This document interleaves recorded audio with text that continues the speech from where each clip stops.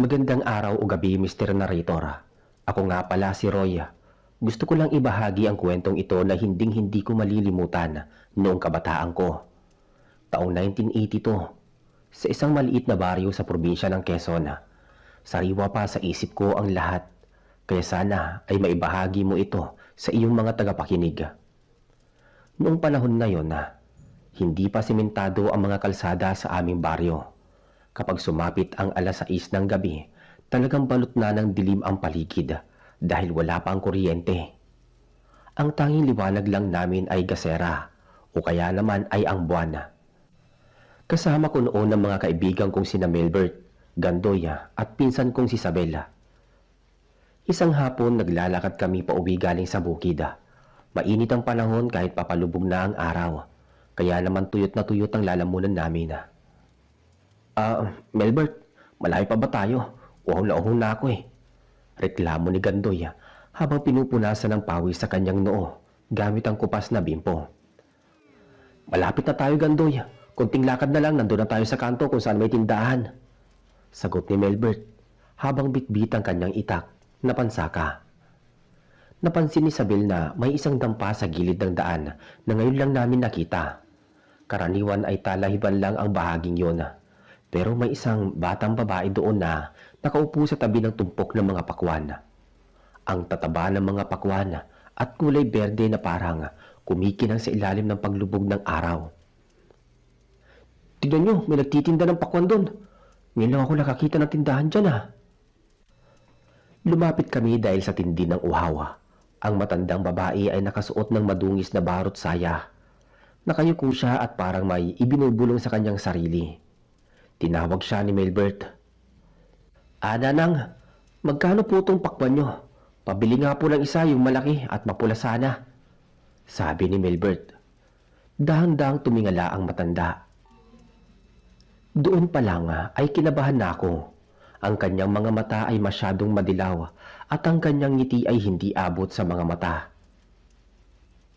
Parang tuyot na tuyot ang kanyang balat at amoy luma ang paligid niya.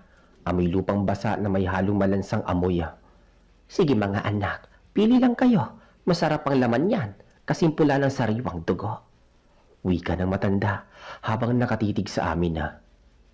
Nagkatingin ang kami ni Gandoya. Medyo kakaiba ang pananalita ng matanda, pero dahil sa uhaw, hindi na namin binigyan ng pansin. Kumuha si Milbert ng isang malaking pakwan at binayaran ito ng 5 piso. Sabil, kunin mo ang itak. Biyakin na natin dito para makain agad. Nang biyakin ni Sabil ang pakwan gamit ang itak ni Milbert, laking gulat namin dahil ang loob nito ay hindi lang basta pula. Masyadong malapot ang katas nito at ang mga buto ay tila gumagalaw. Pero dahil sa pagod at gutom, tila nahayuma kami ng matanda. Ang sarap, Milbert. Ang tamis na ito, sabi ni Gandoy habang mabilis na kumakain . Oo nga, parang ngayon lang ako nakatikim ng ganitong pakwan. Habang kumakain kami, napansin ko na ang matandang babae ay nakatitig lang sa leeg ni Isabela. Hindi siya kumukurap. Ang kanyang kuko ay mahaba at tila may mga itim na dumi sa loob. Nanang, hindi ba kayo kakain? Tanong ko sa kanya. Tumawa ng mahina ang matanda. Busog pa ako, iho. Hintayin ko na lang na lumubog ng tuluyan ng araw. Doon pa lang ako magugutom. Napatigil ako. Paano niya nalaman ang pangalan ko? Hindi naman ako nagpakilala sa kanya. Tumingin ako kina Milbert at Gandoy pero parang wala silang narinig. Busy sila sa pagkain ng pakwan na tila mga gutom na hayop. Milbert, tara na. Maggagabi na. Baka hinahanap na tayo ni tatay. Aya ko sa kanila. Sandali lang, Roy. Sayang itong pakwan, ubusin na natin. Sagot ni Milbert. Habang tumatagal, ang langit ay nagiging kulay ube at ang paligid ay unti-unting nilalamon ng kadiliman. Biglang humangin ng malakas. Isang malamig na hangin na may dalang amoy ng nabubulok na karne. Doon ko napansin na ang matandang babae ay unti-unting tumayo. Ang kanyang likod ay kuba, pero habang tumatayo siya, tila humahaba ang kanyang mga braso. Isabel, bitawan mo na yan. Alis na tayo dito. Ano? Bakit, Roy? Ang sarap kaya nito. Sagot ni Isabela, pero nang tumingin siya sa akin, nagulat ako. Gilid ng labi ni Isabel ay puno ng malapot at pulang likido na hindi mukhang katas ng pakwan. Mukha itong sariwang dugo. Tumingin ako sa tumpok ng pakwan sa likod ng matanda. Hindi ko alam kung guni-guni ko lang, pero ang mga pakwan na nandoon ay tila nagbabago ng anyo. Sa madilim na sulok ng dampa, ang mga bilog na prutas ay parang mga ulo ng tao na binalatan at pininturahan ng berde. Alis na po kami, Nanang. Sige po. Paalam ni Milbert habang mautal-utal. Sige, lumakad na kayo. Pero tandaan nyo, ang kinain nyo ay galing sa aking taniman at ang bawat buto niyan ay mananatili sa loob ninyo. Sabi ng matanda. Nagsimula na kaming maglakad palayo. Habang lumalayo kami, lumingon ako sa dampa. Wala na ang matanda, wala na rin ang dampa. Ang nakita ko lang ay isang malaking puno na napapalibutan ng matatayog na talahib. Teka, Milbert, nasaan yung tindahan? Tanong ko na may halong kaba. Teka, nandun lang kanina, di ba? Baka madaling na kaya hindi natin makita. Habang naglalakad kami sa pilapila, biglang dumaing si Gandoya. Aray! Ang sakit ng tiyan ko! Parang may gumagalaw sa loob! Sigaw ni Gandoya habang napapaluhod sa lupa. Gandoy, anong nangyayari sa'yo? Biglang sumuka si Gandoya. Ang sinuka niya ay hindi mga piraso ng pakwan. Ang sinuka niya ay mga itim na uod na kasing laki ng buto ng pakwan at nagpupumigla sa mga ito sa lupa. Milbert, tulong! May lumalabas sa tiyan ko! Bulyaw ni Gandoy habang patuloy ang paglabas ng mga uod sa kanyang bibig. Dito na nagsimulang maging madugo at nakakatakot ang gabing yon. Habang nakaluhod si Gandoy sa gitna ng pilapila, hindi kami magkamayaw ni na Milbert at Sabela kung papaano siya tutulungan. Ang buwan noon ay natatakpan ng makapal na ulap, kaya ang tanging liwanag lang ay ang nanlalamig na sinag ng takip silim. Gandoy, ano ba yan? Bakit may uod? Sabi ni Milbert habang pilit na hinahawakan sa balikat ang kaibigan. Pero hindi makasagot si Gandoya. Ang kanyang mata ay nanlilisik at ang kanyang balat ay tila nagiging kulay abo. Sa bawat pag-ubo niya, mas maraming itim na uod ang lumalabas. Si Sabel naman ay nagsimula na ring mamutla at humawak sa kanyang tiyan. Roy, Milbert, parang humahapdiri na sikmura ako. Pabulong na sabi ni Sabela. Ang boses niya ay nanginginig sa takot. Hindi maaari ito. Kailangan natin pumunta sa kabayanan, sa bahay ni Aling Ipang na manggagamot. Wika ni Milbert habang pilit na pinapatayo si Gandoya. Binuhat namin si Gandoya. Ako sa kaliwa, si Milbert sa kanan.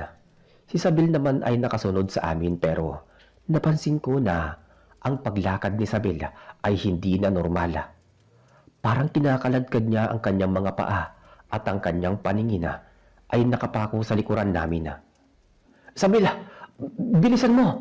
Huwag kang lilingon! Sigaw ko kay Sabela. Ruya, may sumusunod sa atin, maririnig ko ang kalaskas ng mga daon sa talahiban. Sagot ni Sabela. Huminto kami sandali at pinakinggan ang paligid.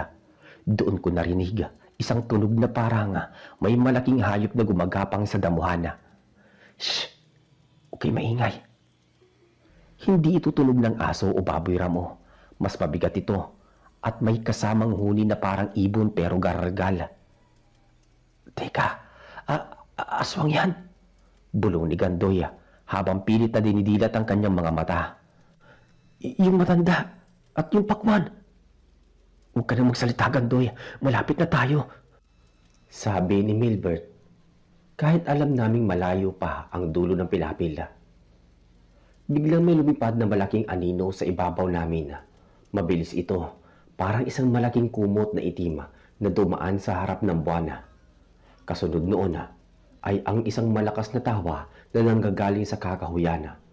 Tawang paus at puno ng panunuya. Roy, tingnan mo yung puno ng nyug sa unahan. Turo ni Isabela.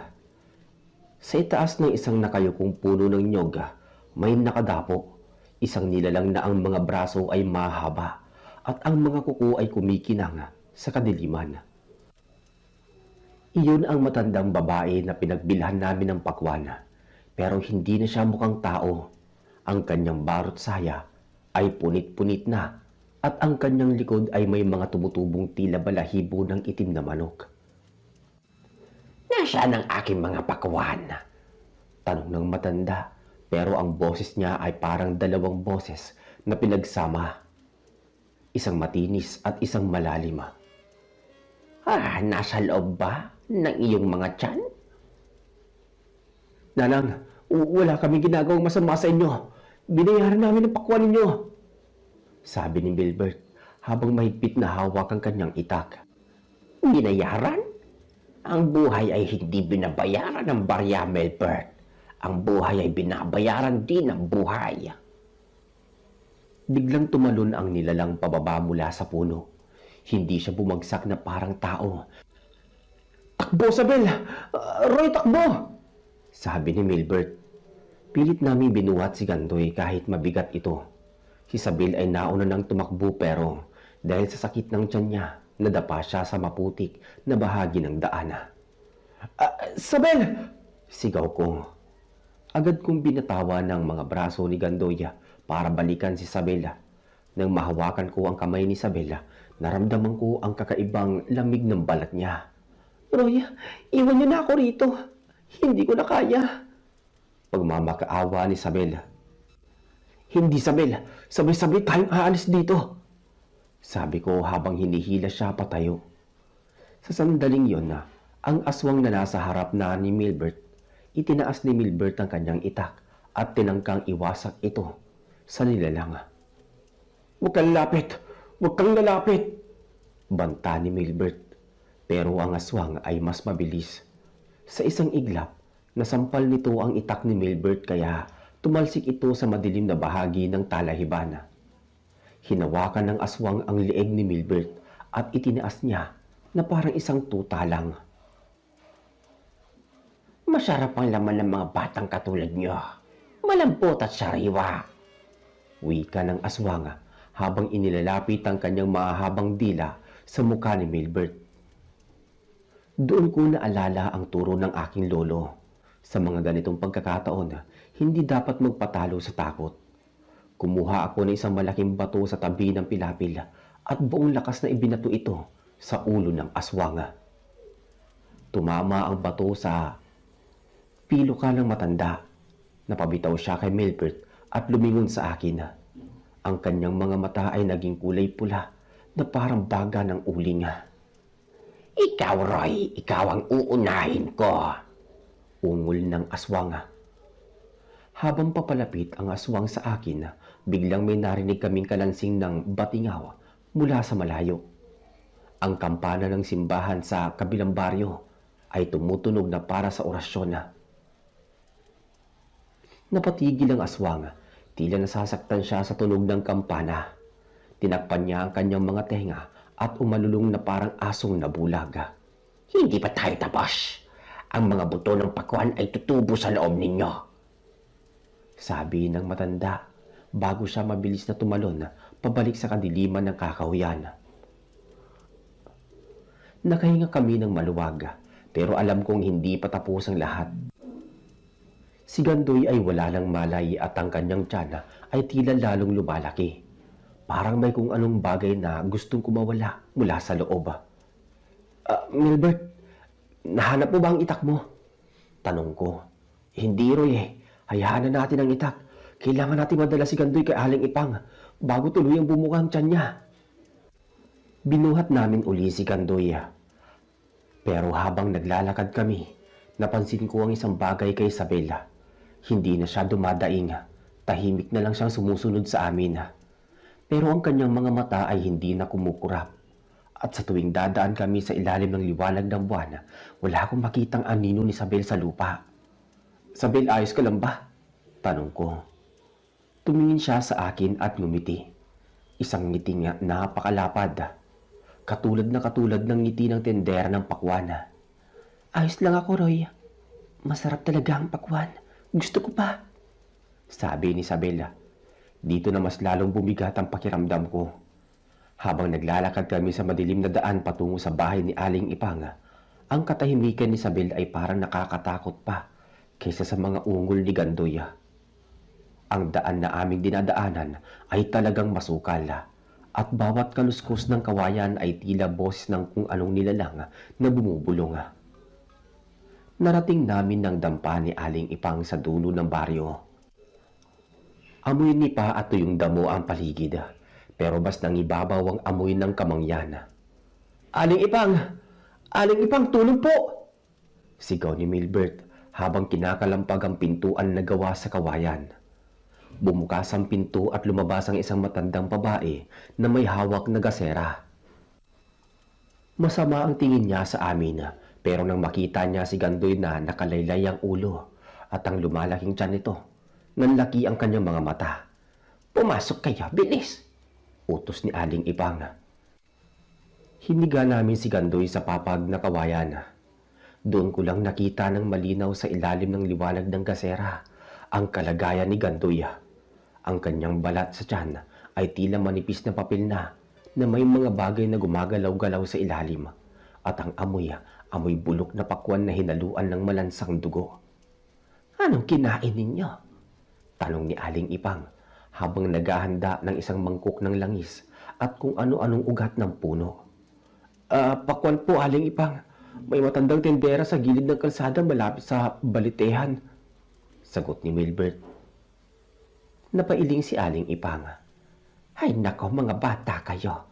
Hindi yon pakwan. Iyon ay itlog ng anyong lupa na hinaluan ng sumpa ng aswa. Kapag hindi natin nailabas ang mga buto na iyan bago ng hating gabi, puputok ang tiyan niyan at ang lalabas ay hindi na tao. Agad na kumuha si Aling Ipang ng isang butilya ng langis na may kasamang orasyon. Ipinahid niya ito sa tiyan ni Gandoy. Biglang sumigaw si Gandoy ng napakalakas. Isang sigaw na hindi pang tao. Ang kanyang katawan ay tila may humihila sa kanya mula sa ilalim ng papag. Roy, Milbert, hawakan niyo ang mga kamay at paa niyan. Huwag niyong bibitawan, sabi ni Aling Ipang. Habang hinahawakan namin si Gandoy, napansin ko si Isabela. Nakatayo lang siya sa madilim na sulok ng silid, malayo sa liwanag ng gasera. Nakatitig lang siya kay Gandoy at ang kanyang mga mata parang wala ng itim. Puro puti na lang ang nakikita ko. Sabel, tulungan mo kami rito, sabi ni Milbert. Pero hindi gumalaw si Isabela. Ngumiti lang siya ulit, yung nakakanginig balat ng ngiti. Hayaan niyo siyang lumabas, Milbert. Masarap ang bunga. Kailangang anihin. Hindi na pinansin ni Aling Ipang si Isabela. Nagpatuloy siya sa pag-usal ng mga salitang hindi pa maintindihan. Maya-maya, biglang sinuka ni Gandoy ang isang buong buto ng pakwana. Pero ang buto ay may mga paa na parang gagamba. Gumapang ito ng mabilis sa may sahig pero agad itong tinapakan ni Aling Ipang at dinurog ng kanyang tungkod. Sabel, kumuha ka ng tubig. Humarap sa akin si Isabela. Ayoko. Uhaw na ako. Pero hindi tubig ang gusto ko, sabi ni Isabela. Biglang lumapit si Aling Ipang kay Isabel at itinapatang gasera sa mukha nito. Napaurong si Isabela at nagtakip ng muka. Doon namin nakita ang mga kuko ni Isabela ay nagsimula na ring humaba at ang kanyang balat ay tila nagkaroon ng mga itim na batik. Ang batang ito, nakakain ng sumpa. Milbert, Roy, itali niyo si Isabel ngayon din. Pero Aling Ipang, pinsan ko po siya. Hindi na yan ang pinsan mo, Roy. Ang pakwan na kinain niya ay may lamang dugo ng puno ng gabay. Kinakain na nito ang kanyang kaluluwa para maging bagong alagad ng aswang sa balitehan. Sigaw ng matanda. Doon na nagwala si Isabela. Sa isang iglap, tumalon siya sa may dingding na kawayan at gumapang. Ang kanyang leeg ay tumutunog habang umiikot ang kanyang ulo ng 360 grato. Isabela, bumaba ka dyan! Sigaw ni Milbert, bakas ang takot sa boses. Milbert, Roy, ang sarap-sarap nyo. Siguro, ang sarap nyo nga talagang kainin. Sabi ni Isabela habang ang laway niya ay tumutulo sa may sahig. Ang laway niya ay kulay berde at malapot. Hindi pa kami nakakabawi sa gulat nang biglang may marinig kaming malalakas na kalabog sa may bubungan ng dampa. Tila may mga malalaking nilalang na nagtatakbuhan sa itaas. Nandito na sila. Susunduin na nila ang kanilang mga bagong kasamahan. Nagsimulang gumuho ang bahagi ng bubungang anahawa. Isang mahabang kamay na may itim na balahibo ang pumasok mula sa butas at tinangkang abutin ang buhok ni Gandoya. Roy, ang itak ko! Nasa labas, kunin mo! Sigaw ni Milbert habang sinusubukang protektahan si Gandoya mula sa kamay na nasa itaas. Tumakbo ako palabas ng dampa. Alam ko mapanganib pero kailangan naming lumaban. Paglabas ko, tumambad sa akin ang hindi ko akalaing makikita ko sa buong buhay ko. Ang paligid ng dampa ni Aling Ipang ay napapalibutan ng mga itim na aso na ang laki ay kasing laki ng baka. Ibigay niyo sa akin ang mga bata, Aling Ipang. Ang mga buto ay naitanim na. Akin na sila. Sabi ng aswang. Nakita ko ang itak ni Milbert na nakabaon sa putikan, hindi kalayuan sa akin. Sinubukan kong abutin ito pero isang malaking itim na aso ang humarang sa akin. Umungol ito at ipinakita ang kanyang matutulis na ngipin na puno ng sariwang laman. Huwag kang lalapit, hayop ka! Sabi ko rito kahit nanginginig ang buong katawan. Sa loob ng dampa, narinig ko ang sigaw ni Milbert at ang pagbasag ng mga gamit. Mukhang nakababa na si Isabel mula sa kisame at inatake na sila. Roy, tulungan mo kami! Boses iyon ni Milbert. Wala na akong ibang naisip. Sinunggaban ko ang itak sa putikana. Sa puntong yun, parang uminit ang buong katawan ko. Hindi ko alam kung saan galing ang lakas ko pero nang sumugod ang asong itim, buong lakas kong iwinasiwas ang itak. Tumama ang itak sa mukha ng aso. Umalulong ito ng napakasakit at biglang naglaho na parang usok. Lumingon sa akin ang lumilipad na aswang. Ikaw, matigas talaga ang loob mo, Roy. Wika ng aswang habang mabilis na lumilipad pababa sa aking direksyon. Itinapat ko ang itak sa kanya. Hindi mo kami makukuha! Bago pa man siya makalapit sa akin, may kung anong bagay na lumilipad mula sa loob ng dampa. Isang mangkok ng nagliliyab na langis ang ibinato ni Aling Ipang direkta sa mukha ng aswang. Napahiyaw ang nilalang habang nagliliyab ang kanyang muka at pakpak. Roy, pumasok ka dito, dali! Tawag ni Aling Ipang. Pagpasok ko, nakita ko si Isabel na nakatali sa isang poste gamit ang lubid na binabad sa bawang at suka.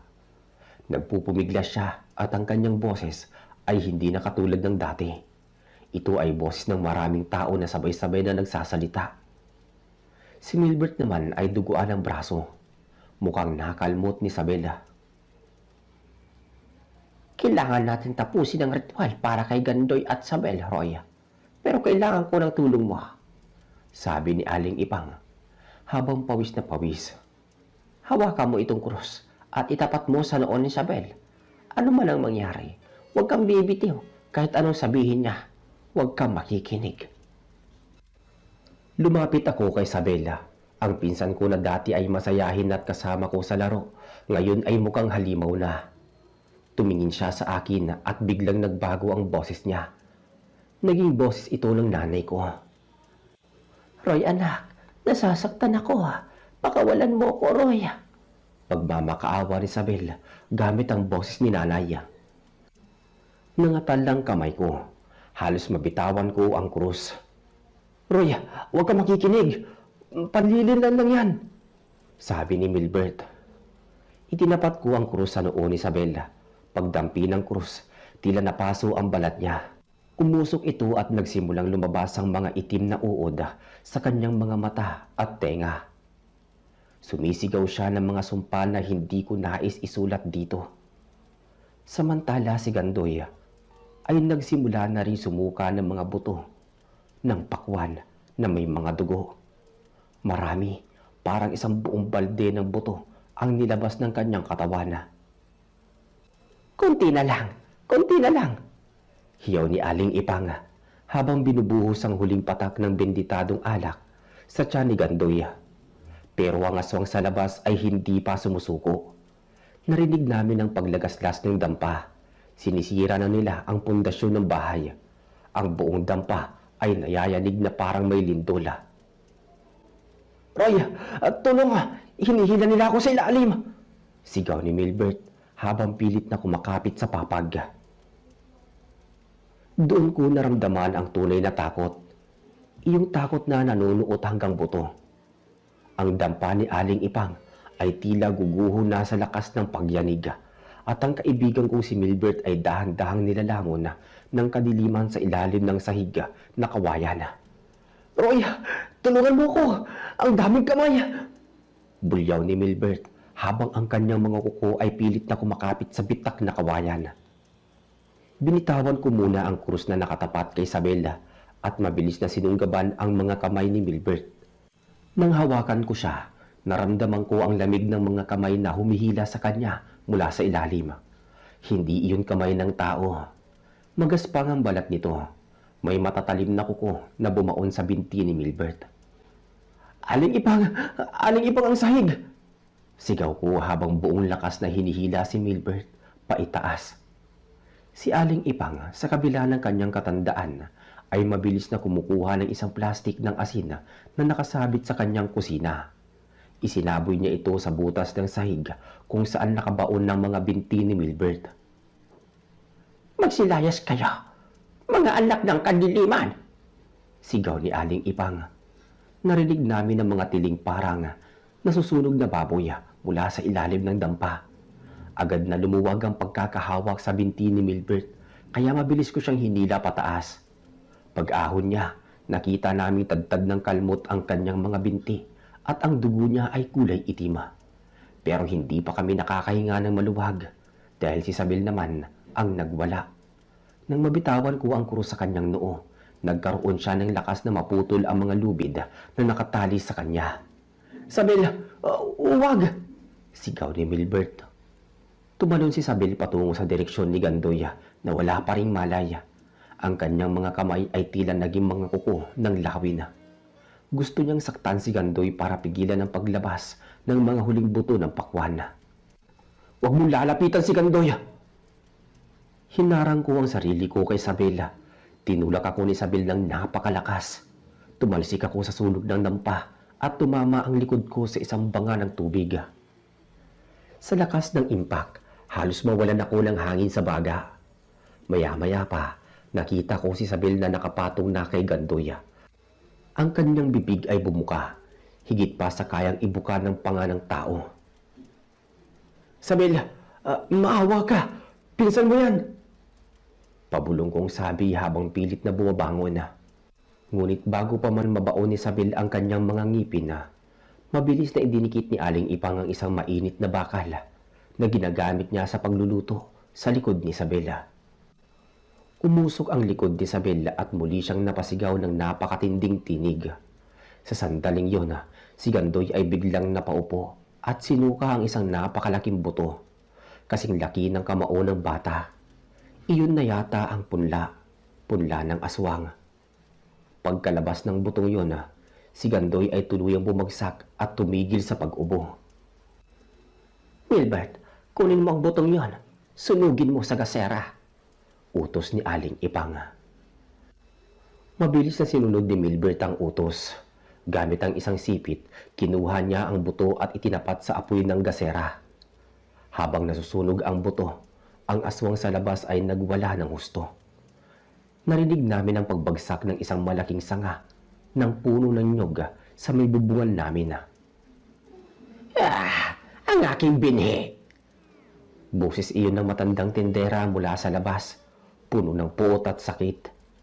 Nang tuluyang maging abo ang buto, si Isabel ay biglang nanghina at bumagsak sa may sahig. Ang kanyang anyo ay dahan-dahang bumalik sa normal. Nawala ang mga batik sa balat at ang mahahabang kuko. Pero nananatili siyang walang malaya. Aling Ipang, tapos na po ba? Tanong ni Milbert habang hinihingal. Hindi pa, Milbert. Galit na galit ang kanilang ina. Hindi niya tayo tatantanan hanggat hindi sumisikat ang araw. Sagot ni Aling Ipang habang mabilis na binubudburan ng asin at abo ang lahat ng bintana at pinto.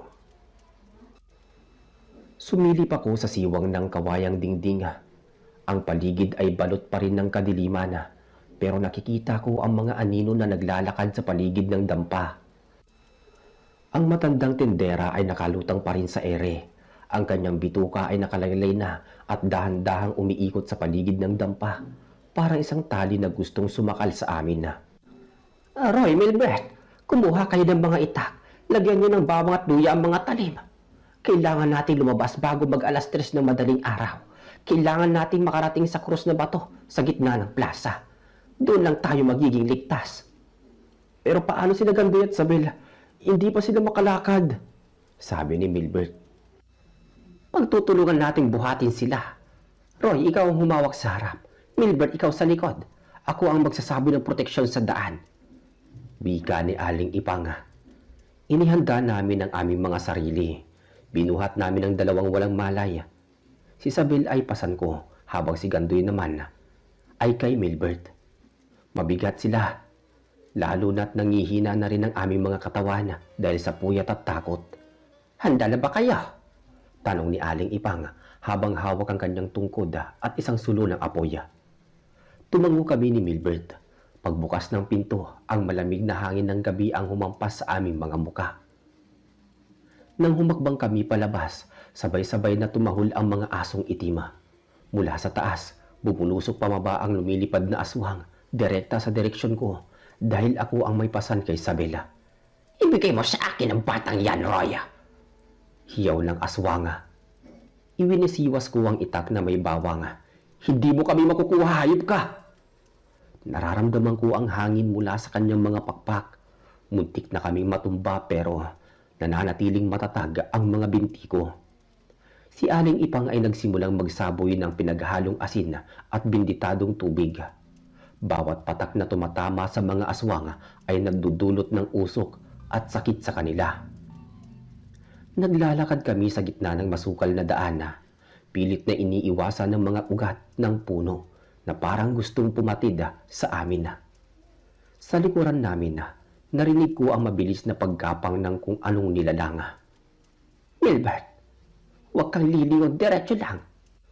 Roy, may humahawak sa paa ko. Bulyaw ni Milbert. Isang kamay na galing sa ilalim ng lupa ang humawak sa bukong-bukong ni Milbert.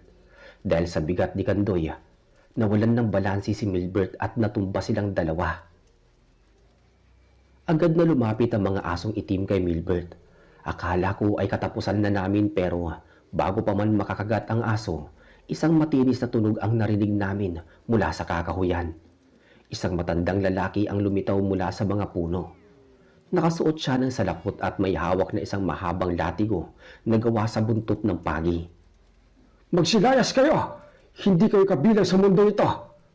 Sigaw ng matanda, sabay hagupit ng latigo sa hangin. Bawat hagupit ng buntot ng pagi ay naglalabas ng parang kislap ng kuryente. Ang mga asong itim ay nagsitakbuhan at ang lumilipad na aswang ay napilitang tumakas. Lolo Jose, ikaw nga ba yan? Tawag ni Aling Ipang. Mukhang magkakilala sila. Bilisan ninyo, dalhin niyo sila sa krus na bato.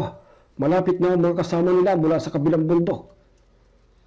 Sigaw ni Lolo Jose habang patuloy na iwinawas-iwas ang latigo.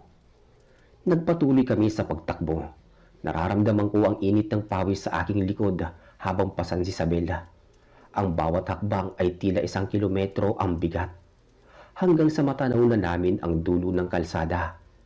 Ang plaza ng barko kung saan nakatayo ang malaking krus na bato na itinayo pa noong panahon ng Kastila. Konting tiis na lang, Milbert. Nandun na tayo, sabi ko. Pero ang aswang na tendera ay hindi basta-basta sumusuko. Sa huling pagkakataon, nag-ipon siya ng lakas at mabilis na bumulusok patungo sa amin. Pero hindi na siya sa amin nakatutok. Ang pakay niya ay si Gandoy na pasa ni Milbert. "Akin ang batang yan!" sigaw ng aswang. "Dapa, Milbert!"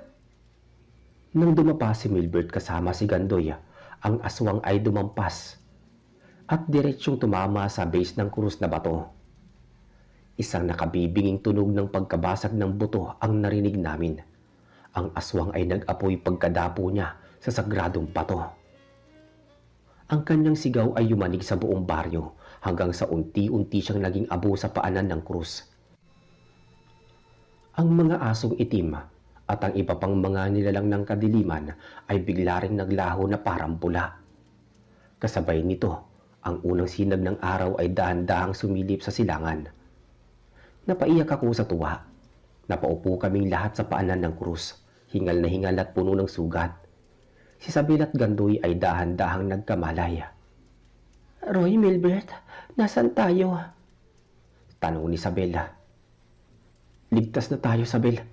Ligtas na tayo," sagot ko habang nakatingin sa papalabas na araw. Tumingin ako kay Aling Ipang. Siya ay tahimik na nagdarasal habang nakahawak sa krus. Si Lolo Jose naman ay wala na sa paligid. Tila naglaho din kasabay ng kadiliman. Umuwi kami sa aming mga pamilya na parang galing sa isang digmaan. Hindi namin sinabi ang buong katotohanan sa mga magulang namin dahil alam naming hindi sila maniniwala. Sinabi na lang namin na naligaw kami sa gubat at inatake ng mga mababangis na hayop. Pero hindi doon natatapos ang lahat. Lumipas ang ilang linggo, akala namin ay maayos na ang lahat. Si Isabel at Gandoy ay nakabalik na sa normal na buhay. Ngunit isang hapon, habang naglalakad ako malapit sa aming likod bahay, may nakita akong hindi ko inaasahan. Sa tapat ng bintana ng silid ni Isabel, may tumutubong baging. Isang baging na may dahon na katulad ng sapakwan. At sa gitna ng mga dahon, may isang maliit na bunga na nagsisimulang lumaki. Kinabahan ako kaya lumapit ako para bunutin ito pero nang hawakan ko ang baging, naramdaman ko ang pagtibok nito. Isang pagtibok na parang puso ng tao. At nang tignan ko ang bunga ng malapitan, nakita ko ang balat nito. Hindi ito berde. Ang balat ng pakwan ay may batik-batik na kamukha ng balat ni Isabel noong gabing iyon. "Roy, anong ginagawa mo dyan?" Napatalon ako sa gulat. Si Isabel pala, nakatayo sa likuran ko. Nakangiti siya sa akin pero ang kanyang mga mata sa ilalim ng maliwanag na sikat ng araw.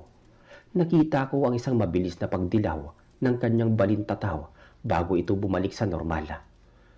Wala, Isabel. May nakita lang akong ligaw na halaman," sabi ko habang mabilis na lumakad palayo. Simula noon hindi na ako kumain ng pakwan. At tuwing gabi, naririnig ko pa rin ang lagaslas ng mga dahon sa labas ng bintana ko. Tila naghihintay na muling mahinog ang bunga na naitanim sa aming baryo.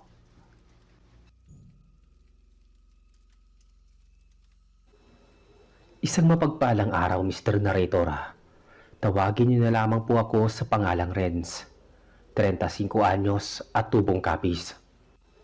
Hindi ko na lamang babanggitin pa ang eksaktong lugar dahil ibabahagi kong kwentong ito ay wala namang kinalaman sa akin o sa pamilya ko. Tungkol ito sa isang babaeng nagngangalang Carolina na ikinuwento lang din sa akin ng lolo ko na nangyari noong kanyang kabataan. Kumbaga, nagpasalin-salin na lamang ang kwentong ito. Maaaring may mga nadagdag o nabawas. Mr. Narrator, gagamitin ko na po ang point of view ni Carolina. Kaya sisimulan na po natin ang kwento.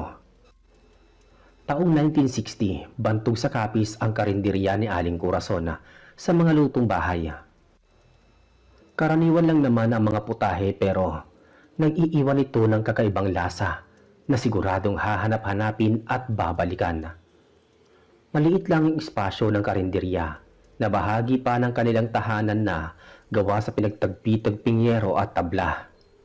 Simula nung pumanaw ang haligi, mag-isang itinaguyod ni Aling Corazon ang 3 anak na babae na sina Carolina, Arabella at Leonora. Si Carolina ang panganay sa magkakapatid at nagsisilbing katuwang sa munti nilang negosyo. Kaya sa murang edad, maagang natuto ang dalaga na magluto ng iba't ibang putahe. Kahit na dinadagsa ang karinderya ni Aling Corazon, hindi sapat ang kita nito bilang panustos sa mga gastusin sa pag-aaral ng kanyang mga anak. Maliit lang ang puhunan, kaya kaunti lang ang kanilang naluluto. Gayunpaman, palagi namang nauubos sa mga paninda. Hindi na inaabutan pa ng hapon na. Bilang panganay, naisip ni Carolina na huminto sa pag-aaral at tulungan na lamang ang ina sa pagluluto. At tuwing sasapit ang araw ng Sabado at Linggo, ay nagagawa pa niyang tumanggap ng labada sa bayan sa isang kamag-anak nilang nakakaangat sa buhay. Ang kinikita niya sa paglalaba ay buo niyang iniaabot sa ina, pandagdag sa puhunan. Ayon kay Lolo, napakasipag at napakabait umanong bata ni Carolina. Arabella, ikaw lang maghugas ng pinagkainan. Pagod ang ate Carolina mo at ikaw naman Leonora, samahan mo ako mamalengke bukas. Wika ni Aling Corazon sa dalawang dalagita na abala sa paggawa ng takdang aralina. Ate, ako na po maghuhugas niyan. Wika ni Arabella nang makalapit sa bantalan. Malapit na rin matapos tong ginagawa ko. Ituloy mo na lang yung ginagawa mo. Di ba malapit na ang huling exam ninyo? Kaya kailangan mong mag-aral ng mabuti para mataas ang makuha mong grado. Opo ate, mag-aaral po ako mabuti. Nga pala ate, wala ka na bang balak mag-aral? Sayang naman kasi kung hihinto ka. College ka na sana ngayon sa darating na taon. Hindi ko alam eh. Saka nawalan na rin ako ng ganang mag-aaral. At saka ang prioridad ko ngayon, makapagtapos kayo ng kapatid mo sa pag-aaral. Gagawin ko ang lahat matupad ang pangarap ninyo. Pangako, pag-aaralin ko kayo hanggang sa college. Tugon naman ni Carolina at pinipilit na ngumiti sapagkat alam niyang hindi yun magiging madali. Maraming salamat po ate. Pangako mag-aaral po talaga ako na mabuti. Sumpaman. Natutuwang sagot naman ng dalaga. Tahimik lang nung mga sandaling yon si Aling Corazon na habang binabalatan ang napakaraming bawang na ipangsasaw sa sinaing na tulingan. Kahit narinig nito ang usapan ng magkapatid, ay hindi makikitaan ng ngiti sa labi. Ngunit ang kanyang puso ay labis na natutuwa dahil nagkaroon siya ng mabubuting anak, lalo na ang panganay na nagsisilbing pangalawang ina. Ang kasipagan ni Carolina ang nagsilbing kanlungan kung bakit nagawa ni Arabella na makapagtapos ng high school. At sa susunod na taon, si Leonora naman ang magsusuot ng toga. Ngunit may mga bagay talagang dumarating sa buhay na pipigil sa ating mga pangarap. Sa kakatapos lang na graduation ni Arabella, ay biglang inatake sa puso si Aling Corazon dahilan ng mabilisan niyang pagpanaw. Ang munting pagdiriwang ay nauwi sa pagdadalamhati. Imbis na nakasabit sa dingding ang medalyang natamo, ay nakapatong ito sa ibabaw ng kabaong. Marami ang nalungkot sa pagkawala ni Aling Corazon. Maraming tao ang nakaalala ng kanyang masasarap na luto.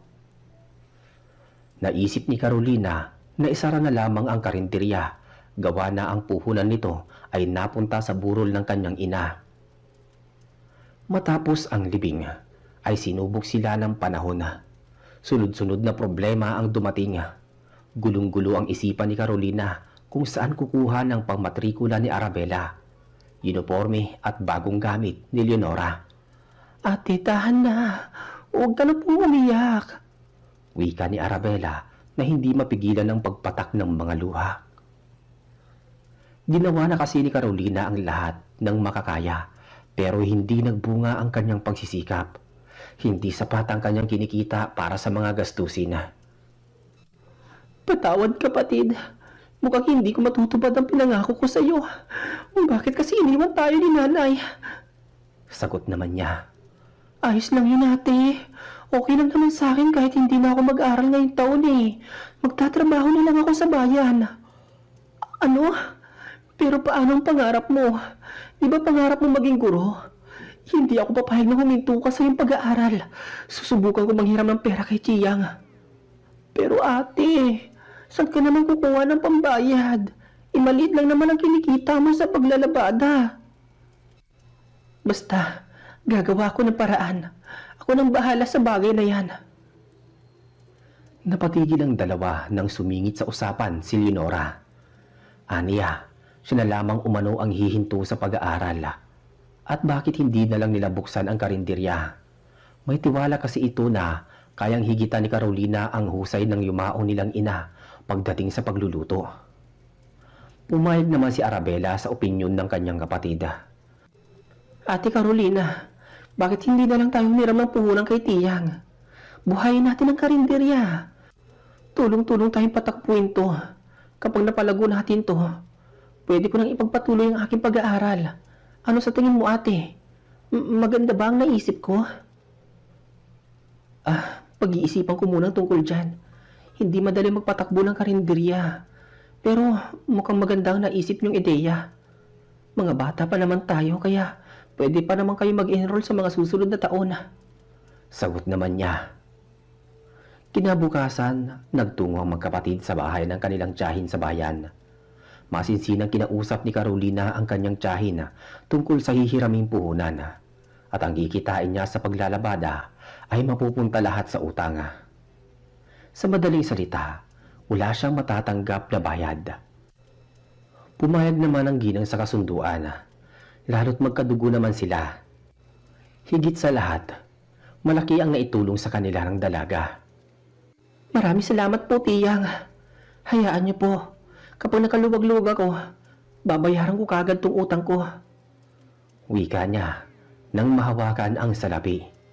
Ikaw talagang bata ka. Hindi naman kita inuobliga na magbayad. Nga pala, Carolina, ngayong katapusan uuwi ang anak ko kasama ang mga kaibigan niya. 1 linggo sila dito na magbabakasyon sa probinsya. Talaga po, Tiyang? Uuwi si Kuya Romel? Oo, iha. At meron daw siyang pasalubong sa'yo. Si Romel ang panganay na anak ng ginang. Sobrang malapit ang binata kay Carolina dahil madalas ito na magawin noon sa kanilang bahay. Mahilig gumala sa kagubatan para manghuli ng mga ibon. Ngunit napadpad ang binata sa Maynila para doon ipagpatuloy ang pag-aaral at kinalaunan, naging successful umano ito. Bagamat hindi alam ng ginang kung ano talaga ang trabaho nito sa Maynila dahil nagagawa nito na magpadala ng malaking halaga at 2 beses sa isang buwan yun.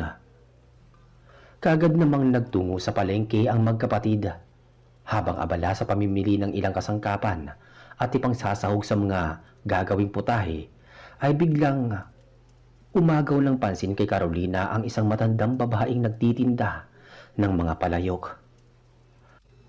Alam niyang mas lalo mapapasarap ang luto kapag palayok ang gamit. Saktong may lamat na ang palayok na ginagamit noon ng kanyang ina sa pagsasaing ng mga isda. Kaya hindi siya nagdalawang isip na lumapit dito. Lola, magkano po yung palayok na yan? Tanong niya sabay turo. Magkakaiba kasi ang sukat ng mga ito. Napakamura lang nito, Eneng. Pero mas mapapamura ka kung marami ang iyong bibilhin. Tugon ng matanda. Isa lang po ang bibilhin ko eh. Sagot naman niya. Ganon, isa lang ba? Ganito na lang, Ineng. Meron akong espesyal na palayok na ipapakita sa iyo. Alam kong hindi mo matatanggihan ang bagay na ito. Nakangising saad ng matanda. Isang bagay ang natatabunan ng tela mula sa likuran ng matanda. Tinanggal nito ang saklob at gumuhit sa paningin niya ang itim na palayok na may nakaukit na pangalan na hindi niya mabasa. Wika ng matanda, ang palayok ay gawa sa espesyal na putik at isa sa mga natatanging obra. Maganda ba, Ineng? Ibibigay ko to sa iyo ng libre. Tama ang iyong narinig. Wala kang babayaran. Basta sa isang kondisyon. Payag ka bang bilhin ko ang guhit ng iyong mga palad? Ano ho? Nagbibiro ba kayo la? Paano mo naman bibilhin yung guhit ng aking palad? Nagtataka niyang tanong. Oo at hindi lang ang isasagot mo. Kung papayag ka, ilalahad mo sa akin ang iyong mga palad. At kung ang sagot mo ay hindi, maaari ka nang umalis. Dahil sa nauhumaling si Carolina sa itim na palayok, pumayag siya sa kasunduan. Ibinuklat niya ang kanyang mga palad sa harap ng matanda. Bigla siyang napaimpit nang bumaon sa balat niya ang matulis na hintuturo nito. Doon niya napansin na matalas pala ang kuko ng matandang babae. Laking gulat niya nang tikman nito ang kanyang dugo. May selyo na ang ating kasunduan. Pagmamay-ari ko na ang guhit ng iyong mga palad. Huwag kang mag-alala, Ineng.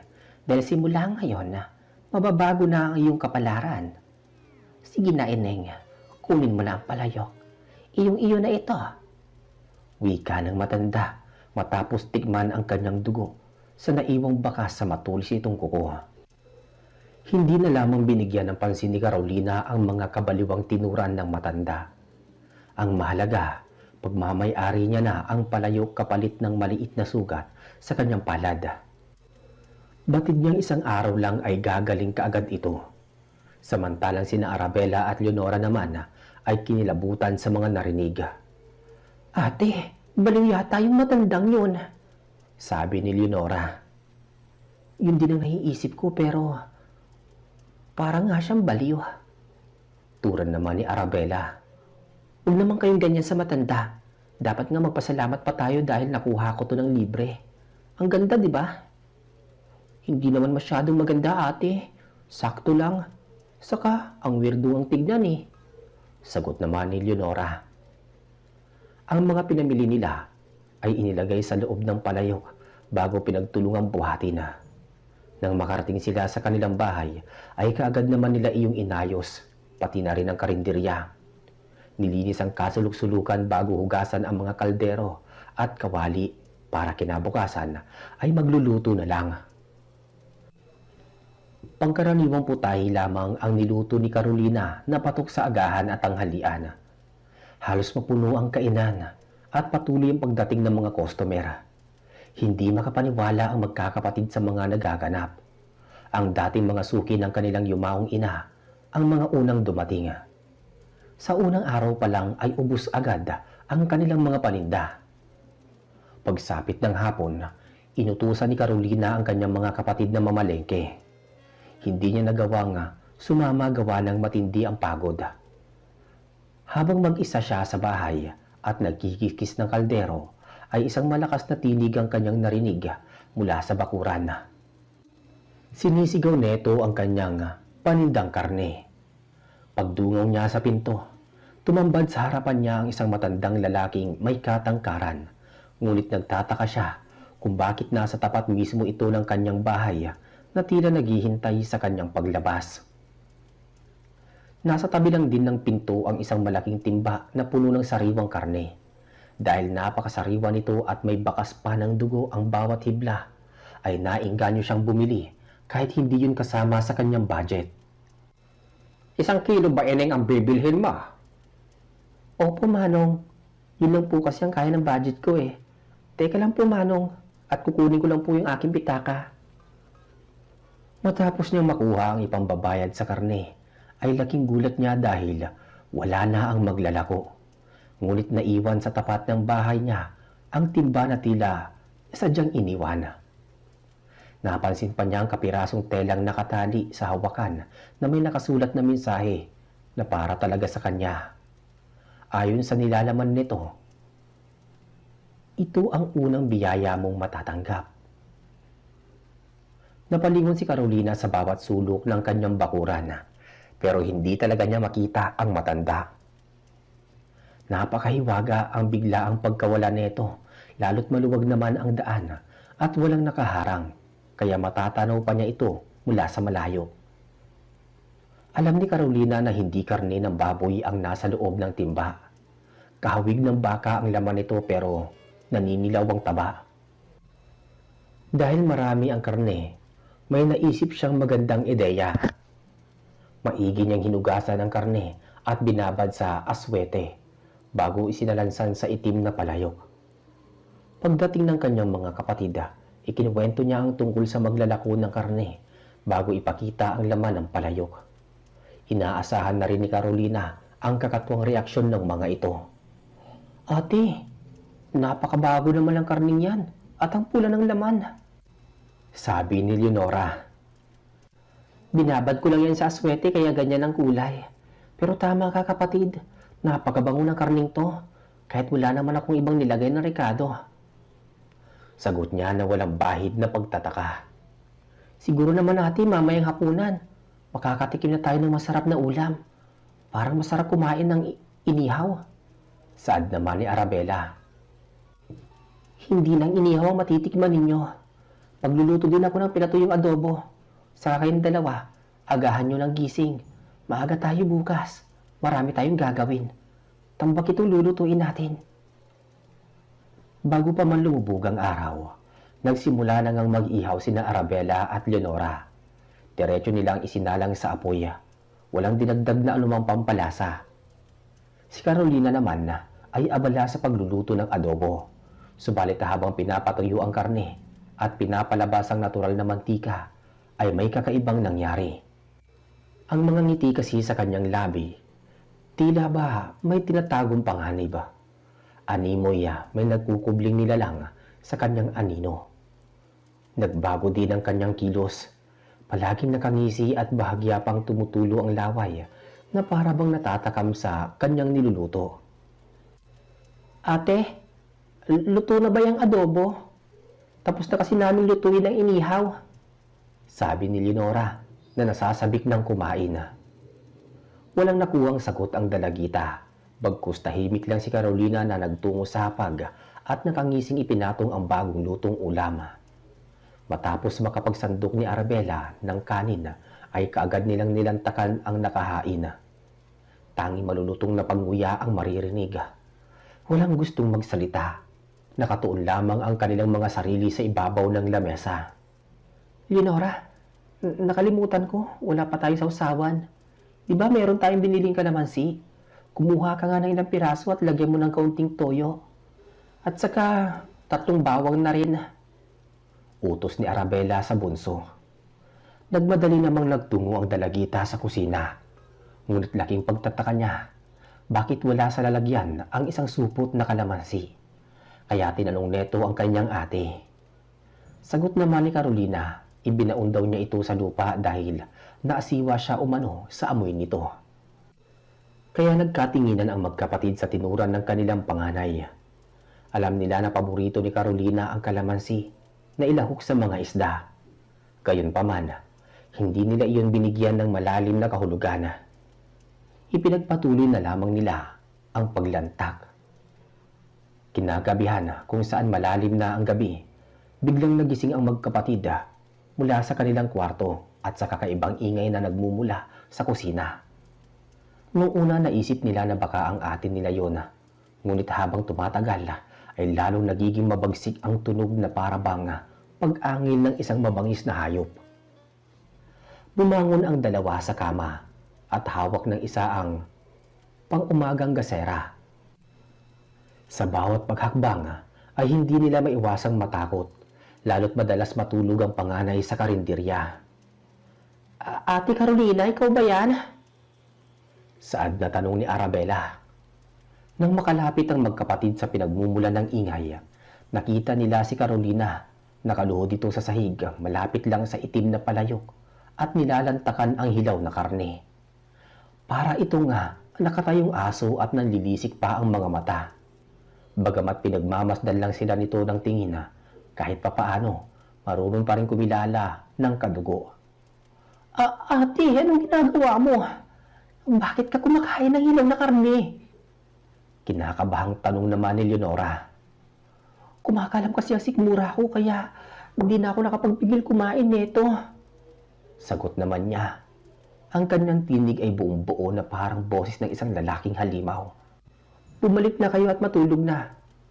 Gigisingin ko na lamang kayo kapag magluluto na tayo. Dagdag pa ni Carolina na nakatuon lamang ang sarili sa nilalantakang karne. Natakot naman ang magkapatid kaya aligagang naglakad pabalik ng silid ang dalawa. Labis talaga silang nasindak sa mga nasaksihan. Pakuwari nila ay para silang nakakita ng demonyo. Hindi nila nagawang makatulog gawa ng hilakbot. Pagsapit ng alas 4 ng madaling araw, nagtataka ang dalawa kung bakit normal na ulit ang tinig ng kanilang kapatid. Malambing na, tinatawag ang pangalan nila. Parang walang nangyari. Gayunpaman, hindi nagdalawang isip ang mga ito na buksan ang pinto. Arabella, Leonora, huwag niyo ipagkalat sa ibang nakita niyo kagabi. Hindi ko rin alam kung anong nangyari sa akin eh. Para kasi may tumutulak sa akin na kumain ng hilaw na karne. Pero huwag kayong mag-alala. Ako pa rin to, ang ate Carolina niyo. Bungad na wika niya sa mga kapatid.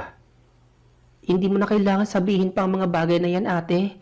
Hindi namin nahayaan na mapahamak ka. Pero sa totoo lang, natakot po talaga kami. Sagot naman ni Arabella, samantalang tahimik lang ang bunso nilang kapatid. Tulad ng sabi ko, hindi nyo kailangan matakot. Magagawa ko bang saktan ang sarili kong mga kapatid? Mahal ko kayong dalawa. Bawat isa sa inyo ay hindi ko hayaang mawala. Lapit nga kayo rito. Pagmasdan nyo akong maigi. Sabi ni Carolina. Nang makalapit ang dalawa, ay niyakap niya ito ng mahigpit.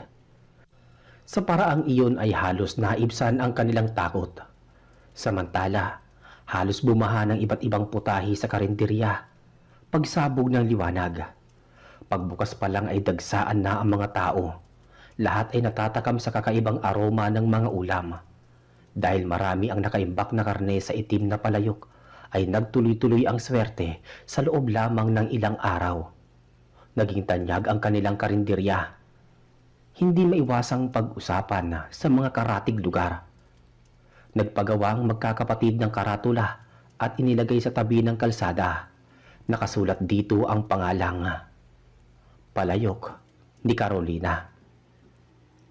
Matapos kasi nilang matanggap ang malaking biyaya, binago ni Carolina ang estilo sa pagluluto.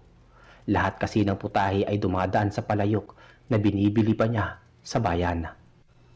Ngunit sa ibang tindahan niya ito nabili, gawa ng hindi niya na mahagilap ang matandang babae. Pagkalipas ng kalahating buwan ay naging bantog ang magkakapatid sa lugar. Maagang nabayaran ni Carolina ang utang sa kanyang tiyahin at binigyan niya pa ito ng ulam na gawa sa sariling bersyon.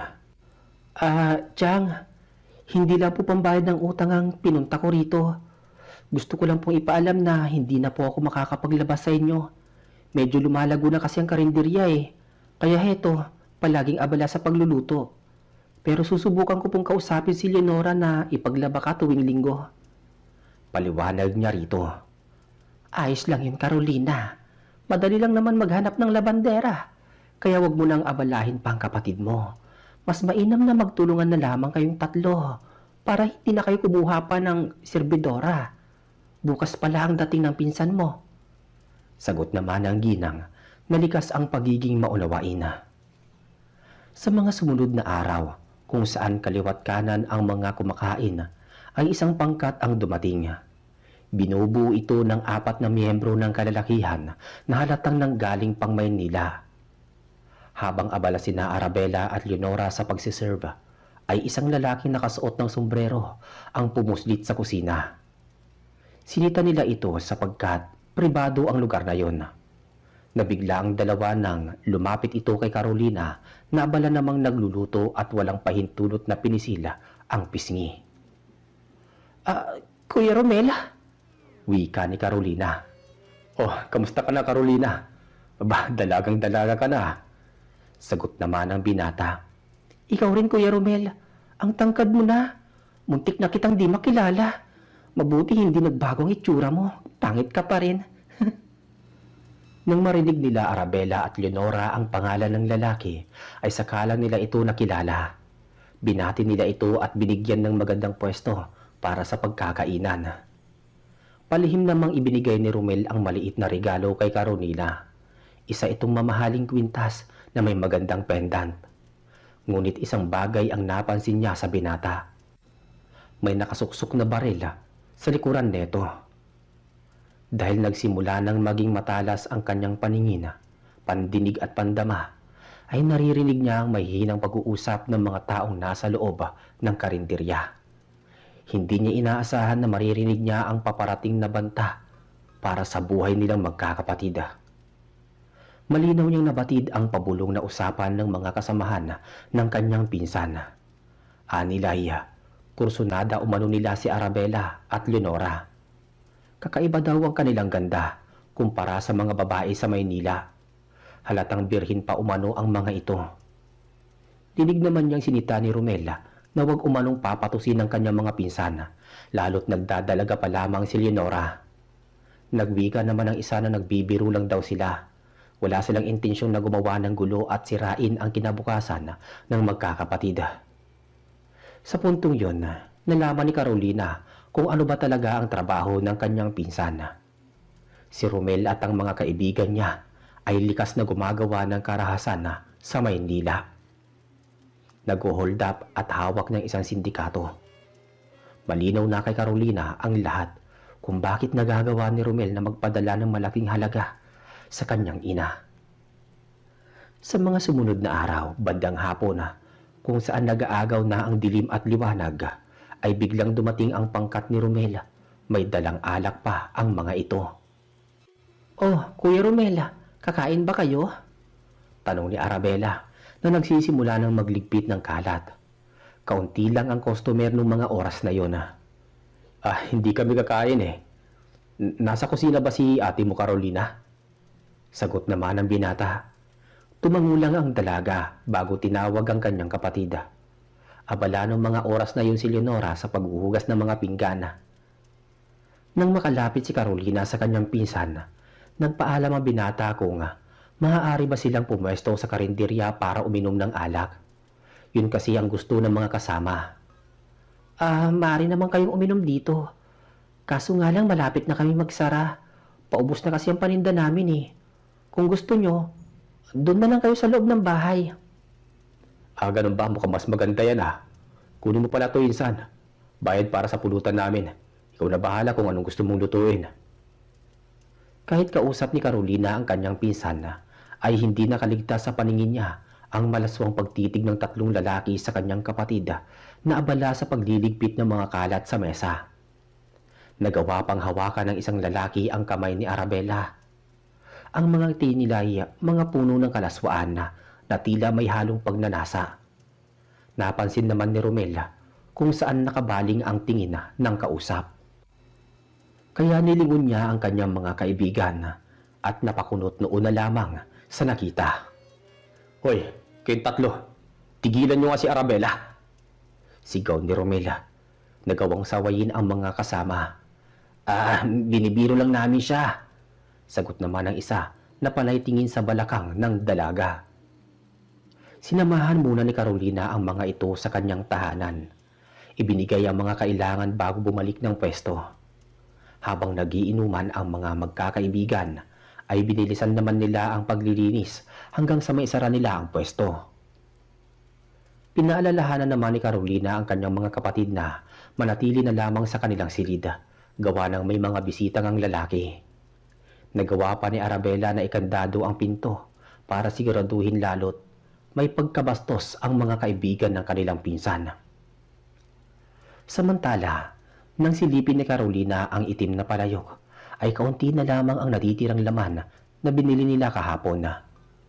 Matagal kasing nauubos ang kakaibang karne ng matandang maglalako. Kinuha niya ang natitirang piraso at mabilis na niluto.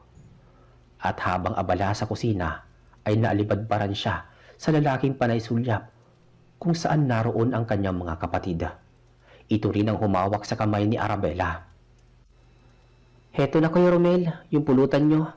Pasensya na kung kaunti lamang to pero may malapit naman dito na tindahan. Bibili na lamang ako. Bukas pa kasi ako makakapalengke." Wika ni Carolina nang mailatag ang pulutan. Tagay ka muna, Carolina!" Nakangising wika ng isang lalaki.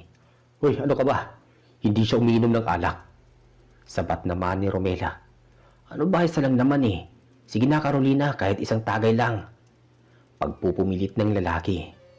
Kinuha naman niya ang baso at dahan-dahan na nilagok. Napasinog pa siya gawa ng iyon ng unang pagkakataon na makatikim ng alak. Napapangisi naman ang lalaki nang ibigay sa kanya ni Carolina ang baso. Nagkatitigan kasi ang dalawa. "Maiwan ko muna kayo. May naiwan kasi akong gamit sa karinderya," wika niya, at malagkit na pinasadahan ng tingin ang lalaking pinilit siyang uminom ng alak. Mga tol, ihilang ako Dinig niyang paalam ng lalaki sa mga kasamahan nito. Batid ni Carolina na susundan siya nito ayon sa pahiwatig ng kanyang mga titig. Medyo madilim sa gawing yon gawa ng wala ngang kuryente. Pagkapasok niya ay hinayaan niyang nakabukas ng kaunti ang pinto bago dumako kung saan siya nagluluto sa bandang kusina. Ilang saglit pa ay narinig niya ang paglapit ng yabag ng mga paa. Kaya kinuha niya ang kutsilyo at nagkubli sa mas madilim na parte. Carolina, nandiyan ka ba?" saad ng lalaki at nagawa pang kalabitin ng hawak na lighter. Ang malamlam na apoy mula sa malalim na bagay ay biglang napundi nang tumagos sa kanyang lalamunan ang patalim. Walang habas itong itinarak ni Carolina. Nasawi ito ng walang kalaban-laban. Matapos bawian ng buhay ang biktima, ay hinila niya ito patungo sa sangkalan at doon isinagawa ang mabilisang pagkatay. Ngunit hindi inaasahan ni Carolina na masasaksihan pala ng kanyang pinsan ang malagim na senaryo. Nagawa nitong sundan ang kasama dahil wala siyang tiwala dito. Ngunit kabaliktaran pala ang nangyari. Bagamat alam ng binata na may masamang balak ang kaibigan, mas lalong kinalabutan nito nang makitang nagbabaga ang mga mata ng dalaga. Ngumisi ng nakakatakot habang daan-daang nagbabago ang hugis ng mga ngipin. Tuluyan na ngang naging ganap na mabangis na nilalang si Carolina. Humahagikik habang hawak ang pugot na ulo ng lalaki. Mabilis na hinugot ni Romel ang maiksing kalibre at tinutok sa dalaga. "Balak mo ba akong patayin, Kuya Romel? Natatakot ka ba sa akin porkit ganito ang anyo ko?" tanong niya bago humakbang ng paurong. "Hindi kasi, Carolina. Isa kang halimaw." "Halimaw man ako sa paningin mo. Pero ako pa rin to. Ako pa rin to, Kuya Romel. Nagawa kong patayin ang kasama mo dahil masama siyang tao." Sagot naman niya. Pareho silang nabigla nang marinig ang malakas na kalampag na nagmumula doon sa bahay, kasabay ng maiksing sigaw ng magkapatid. Naunang tumakbo palabas ang binata para alamin ang naganap. Sumunod naman si Carolina na mabilis na bumalik sa dating anyo. Inabutan nila ang tatlong lalaki na nakapatong sa ibabaw ni Arabella at Leonora. Punit na rin ang kanilang damit na halatang pinagsasamantalahan. Bahagya pang dumudugo ang labi ni Arabella na tila nakatamo ng malakas na sampala. Bukod doon labis na nangihina ang dalawa na animoy sinuntok sa sikmura, kaya napatigil ang mga ito sa pagsigaw. "Huwag kang makikialam, Romel. Alam ko naman na may pagnanasa ka rin sa iyong mga pinsan. Matagal na natin itong ginagawa, kaya makisama ka na lang." Saad ng isang lalaking madiin na hinawakan ng dibdib ng dalaga na halos matanggal na ang nakabalot na panloob. Ngunit bigla silang napahinto sa masamang balak nang makita ang dugoang damit ni Carolina. Mas lalong nagulantang ang mga ito nang muling tumubo ang matutulis na kuko at ngipin ng dalaga. Bago pa man paputukan ng baril ng mga ito ang dalaga, ay inunahan na sila ni Romela. Malapitang bumaon ang mga bahala sa kanilang mga bungo. Hindi nakapagpigil ang binata na paslangin ang kanyang mga kasama. Dahil sa nangyari, hindi natuloy ang balak ni Carolina na laslasin ang lalamunan ng mga ito. Sinadya niya iyong gawin ng binata upang hindi muling makapatay pa ang dalaga.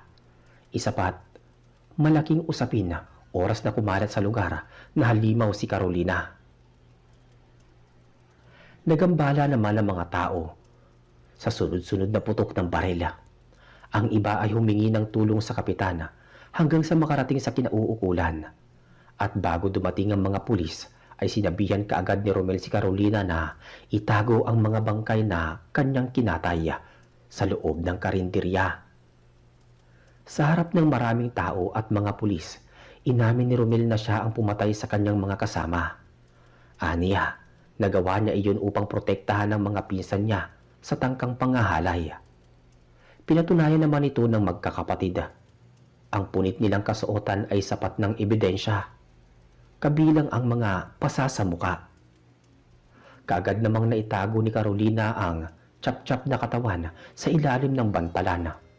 Mabuti na lang at hindi naisipan ng mga pulis na halughugin ang karinderya. Dahil sa ginawang pag-amin ng binata, ay natukoy ng mga pulis na may kaso din pala itong naiwan sa Maynila. Dahil doon, nakulong siya, lalo na't may dati itong kasong murder.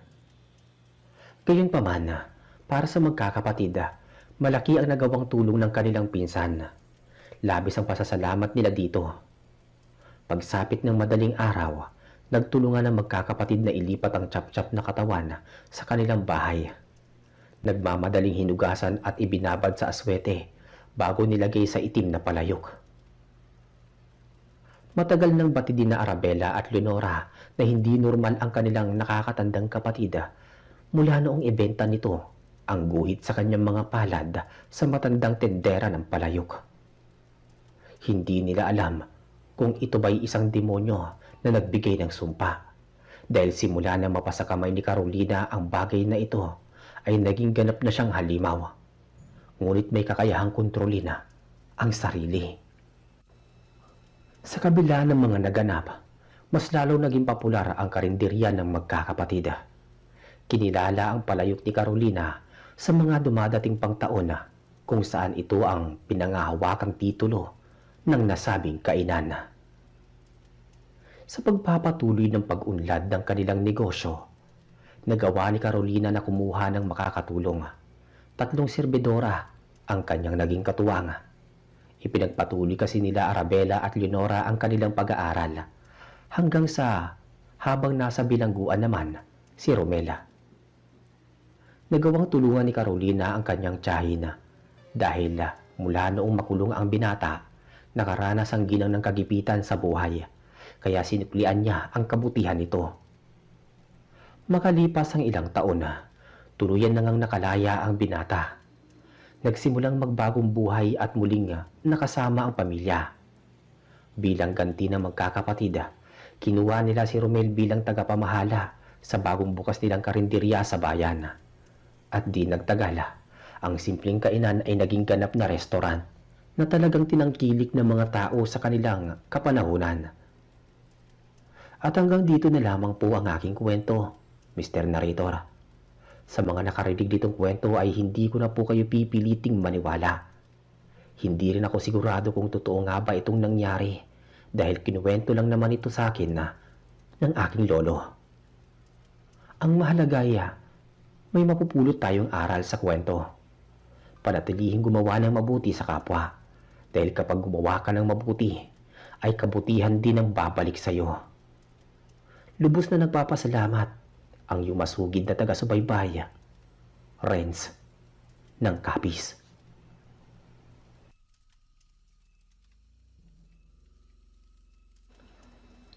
Magandang gabi po, Mr. Narrator. Ako si Lucas, isa sa masugid mong tagapakinig simula pa noon. Ngayon lang ako nagkaroon ng lakas ng loob na isulat at ibahagi ang karanasan na hindi ko malilimutan na nangyari sa aming probinsya noong taong 1998. At hanggang ngayon ay tumatayo pa rin ang balahibo ko tuwing naaalala ko ang mga pangyayaring yon sa liblib na bahagi ng Samar. Noong 1998, nasa sekundarya pa lang ako pero dahil sa hirap ng buhay, napilitan akong tumigil muna at umuwi sa aming baryo sa San Jose. Ang lugar namin ay napapalibutan ng makapal na kagubatan at bundok. Uso pa noon ang mga usap-usapan tungkol sa mga gabunan. Ito ang tawag sa amin sa mga aswang na may kakayahang magpalit ng anyo at naninirahan sa kakahuyan. Kasama ko sa bahay ang aking pinsan na si Nicolas at ang asawa niyang si Lisa. Buntis noon si Lisa sa kanyang panganay, kaya naman doble ang pag-iingat namin. Alam mo naman sa probinsya, Mr. Narrator, kapag may buntis, parang magnet yan ng mga masasamang elemento. Isang gabi, bandang 10:00, narinig namin kumakaluskos ang bubong na gawa sa pawid. Nicolas, naririnig mo ba yon? Parang may naglalakad sa itaas. Bulong ni Lisa habang nakahawak sa kanyang malaking tiyan. Huwag kang mag-alala, baka pusa lang yan o kaya sanga ng puno. Sagot ni Nicolas, pero kitang-kita ko sa mukha niya ang kaba.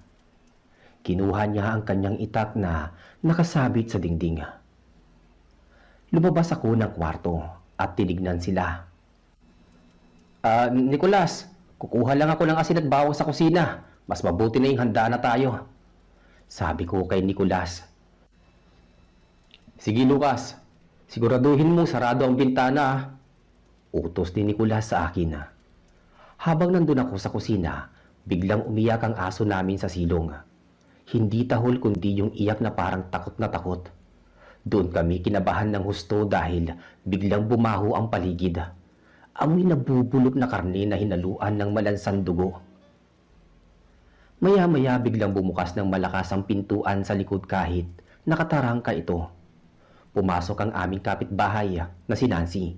Hingal na hingal at putlang-putla. Nicolas, Lucas, nakita ko sila sa labas. Ang dami nila sa ilalim ng puno ng nara. Sigaw ni Nancy. Sinong nakita mo, Nancy? Kalma lang. Sabi ni Lisa, na pilit tumatayo mula sa pagkakahiga. Ang mga aswang nagabunan. Nakita ko silang nagtitipon. Puntirya nila ang sanggol na nasa sinapupunan mo. Lisa. Babala ni Nancy.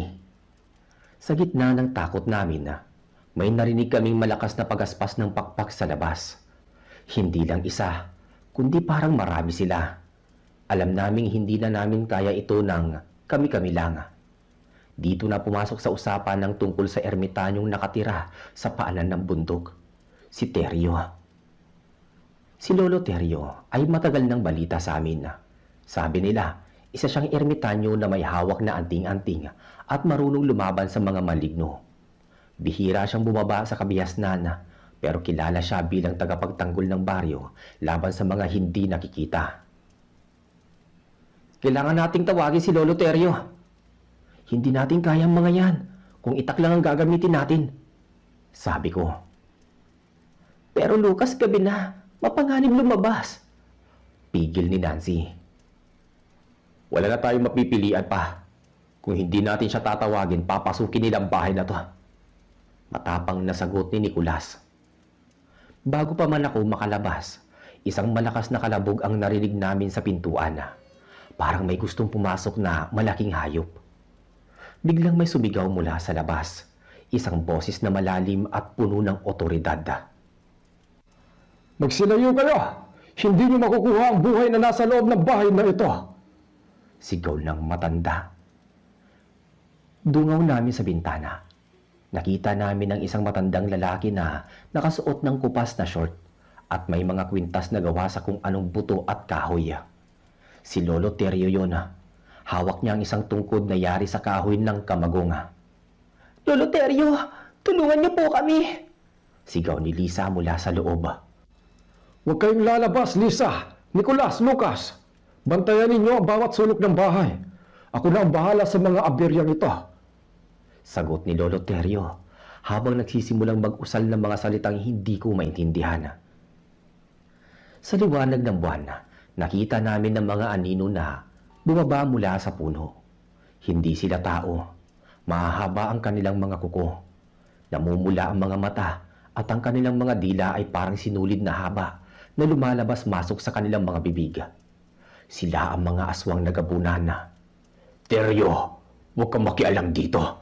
Gutom kami at kailangan namin ng bata. Ulong ng isa sa mga aswang. Ang boses ay parang kinakalos na lata. Hanggat ako ang nakatayo rito, walang gabunang makakatapak sa hangganan nito. Hamon ni Lolo Teryo. Doon nagsimula ang labanan. Nakita ko kung papaano ibinagayway ni Lolo Terio ang kanyang tungkod. Sa tuwing tatama ito sa mga aswang, may lumalabas na parang kislap ng apoy. Ang mga aswang naman ay mabilis na lumilipad at sumusugod mula sa iba't ibang direksyon. Sa loob ng bahay, hindi rin kami naging kampante. Si Susan, ang isa pa naming kamag-anak na kakarating lang din dahil sa narinig na kaguluhan, ay mabilis na naghanda ng mga pangotra. Lucas, Nicolas, ilabas niyo ang mga buntot pagi.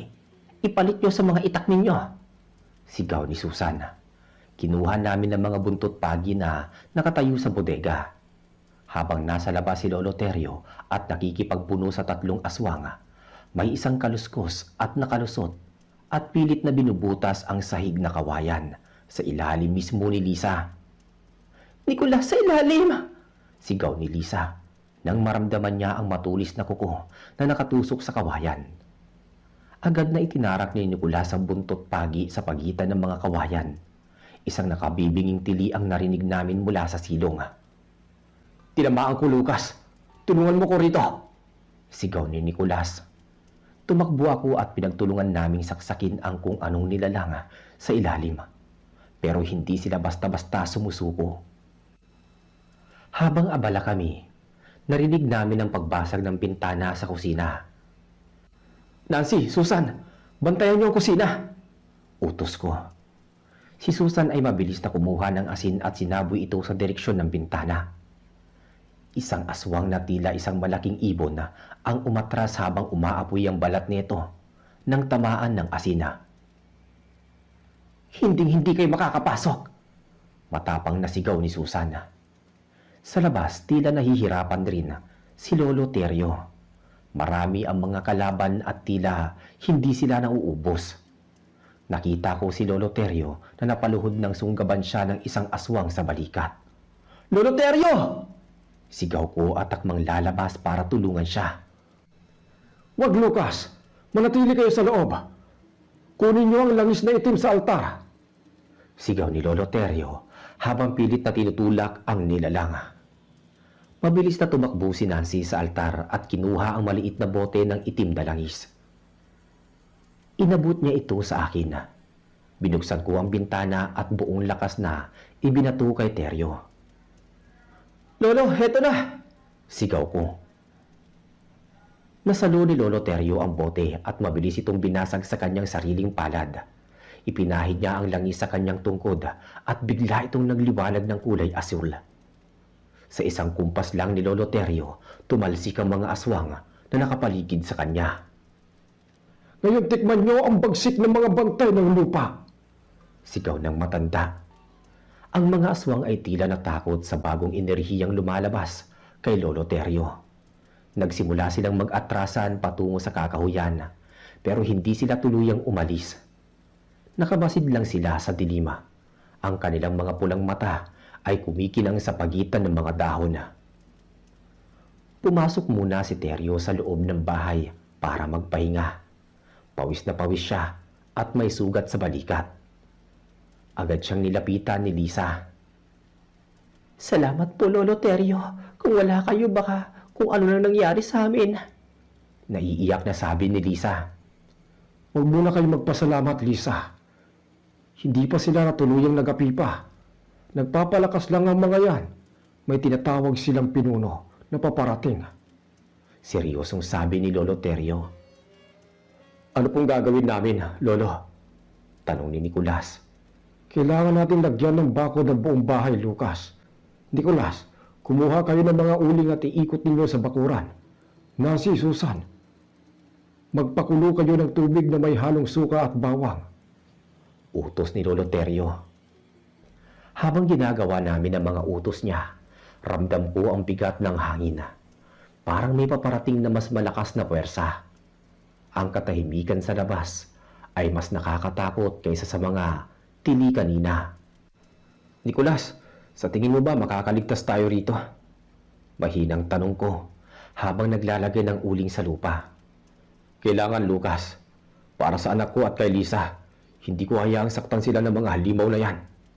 Sagot ni Nicolas na higpit ang hawak sa uling.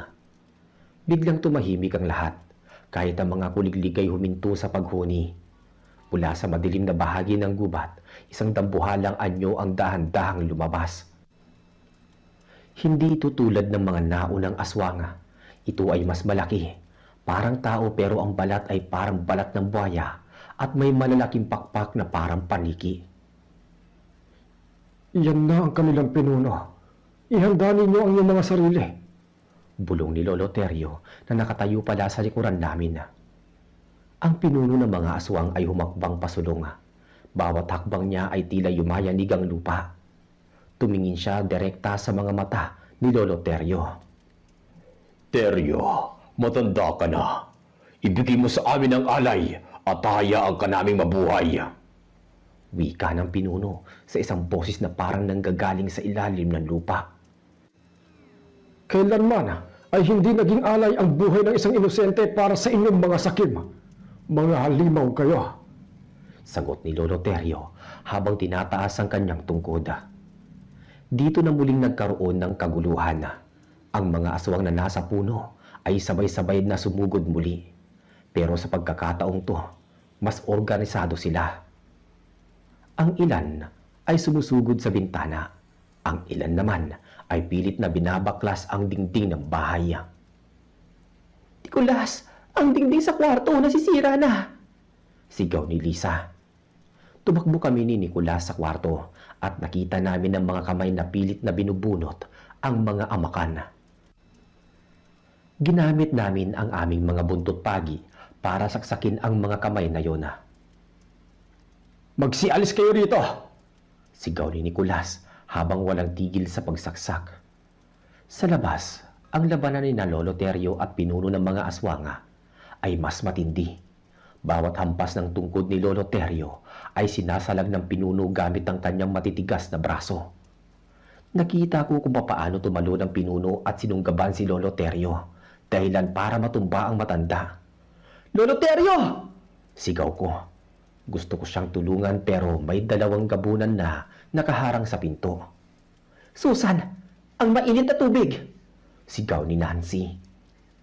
Inabot ni Susan ang kaldero ng kumukulong tubig na may suka at bawang. Ibinuhos ito ni Nancy sa mga gabunang nakaharang sa pinto. Narinig namin ang kanilang pag-aray at ang pag-usok ng kanilang balat. Dahil doon nakalabas ako. Kinuha ko ang isang malaking tipak ng uling at binato sa pinuno ng mga aswang na kasalukuyang nakadagan kay Lolo Terio. Natamaan ito sa muka, sapat na para makawala ang matanda. Salamat, Lucas. Bumalik ka na sa loob. Sigaw ni Lolo Terio. Hindi kita iiwan dito, Lolo. Sabi ko kay Lolo Terio. Ngumiti ng bahagya si Lolo Terio kahit dumadaloy ang dugo sa kanyang noo. Kung ganoon, hawakan mo ang dulo ng tungkod ko. Magkasama nating tatapusin ito. Hinawakan ko ang dulo ng tungkod. Ramdam ko ang isang kakaibang init na dumadaloy sa aking mga kamay patungo sa aking buong katawan. Parang nawala ang pagod ko at napalitan ng isang matinding lakas. Ang pinuno ng mga gabunan ay nag-ipon ng lakas at sumugod sa amin ng napakabilis. Pero bago pa man siya makalapit, itinaas namin ni Lolo Terio ang tungkod. Isang maliwanag na liwanag ang lumabas dito na tumama sa dibdib ng nilalang. Ah! Isang hiyaw na puno ng sakit ang binitawan ng nilalang bago ito tumalsik palayo at bumagsak sa kakahuyan. Ang ibang mga nilalang, nang makitang tinalo ang kanilang pinuno, ay mabilis na nagsiliparan papalayo. Ang paligid ay biglang tumahimik muli. Ang amoy ng lansa at bulok ay unti-unting nawala, napalitan ng amoy ng basang lupa at dahon. Napaupo kami ni Lolo Terio sa lupa. Kapwa hingal na hingal. Lumabas si Nicolas, Lisa, Nancy at Susan mula sa bahay. Lahat sila ay may bakas ng takot pero bakas din ang pasasalamat sa kanilang mga muka. Lolo Terio, nagapi mo po ba? Tanong ni Lisa habang inaalalayan ng matanda na tumayo. Para sa gabing ito, tapos na. Pero tandaan ninyo, ang mga aswang ay hindi basta-basta sumusuko. Nagpapalakas lang sila sa ilalim ng kadiliman. Ano pong dapat naming gawin para hindi na sila bumalik? Tanong naman ni Nancy.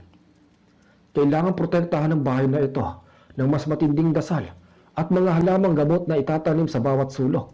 Bukas na bukas, tutulungan ko kayo. Sabi ng ermitanyo. Pumasok kaming lahat sa loob ng bahay. Kahit nasira-sira ang ilang bahagi nito. Masaya kaming ligtas kaming lahat. Maya-maya nagtimpla si Susan ng mainit na kape para sa amin, habang si Lisa naman ay nagpahinga na muna. Mr. Narrator, akala namin ay iyon na ang huling gabi namin.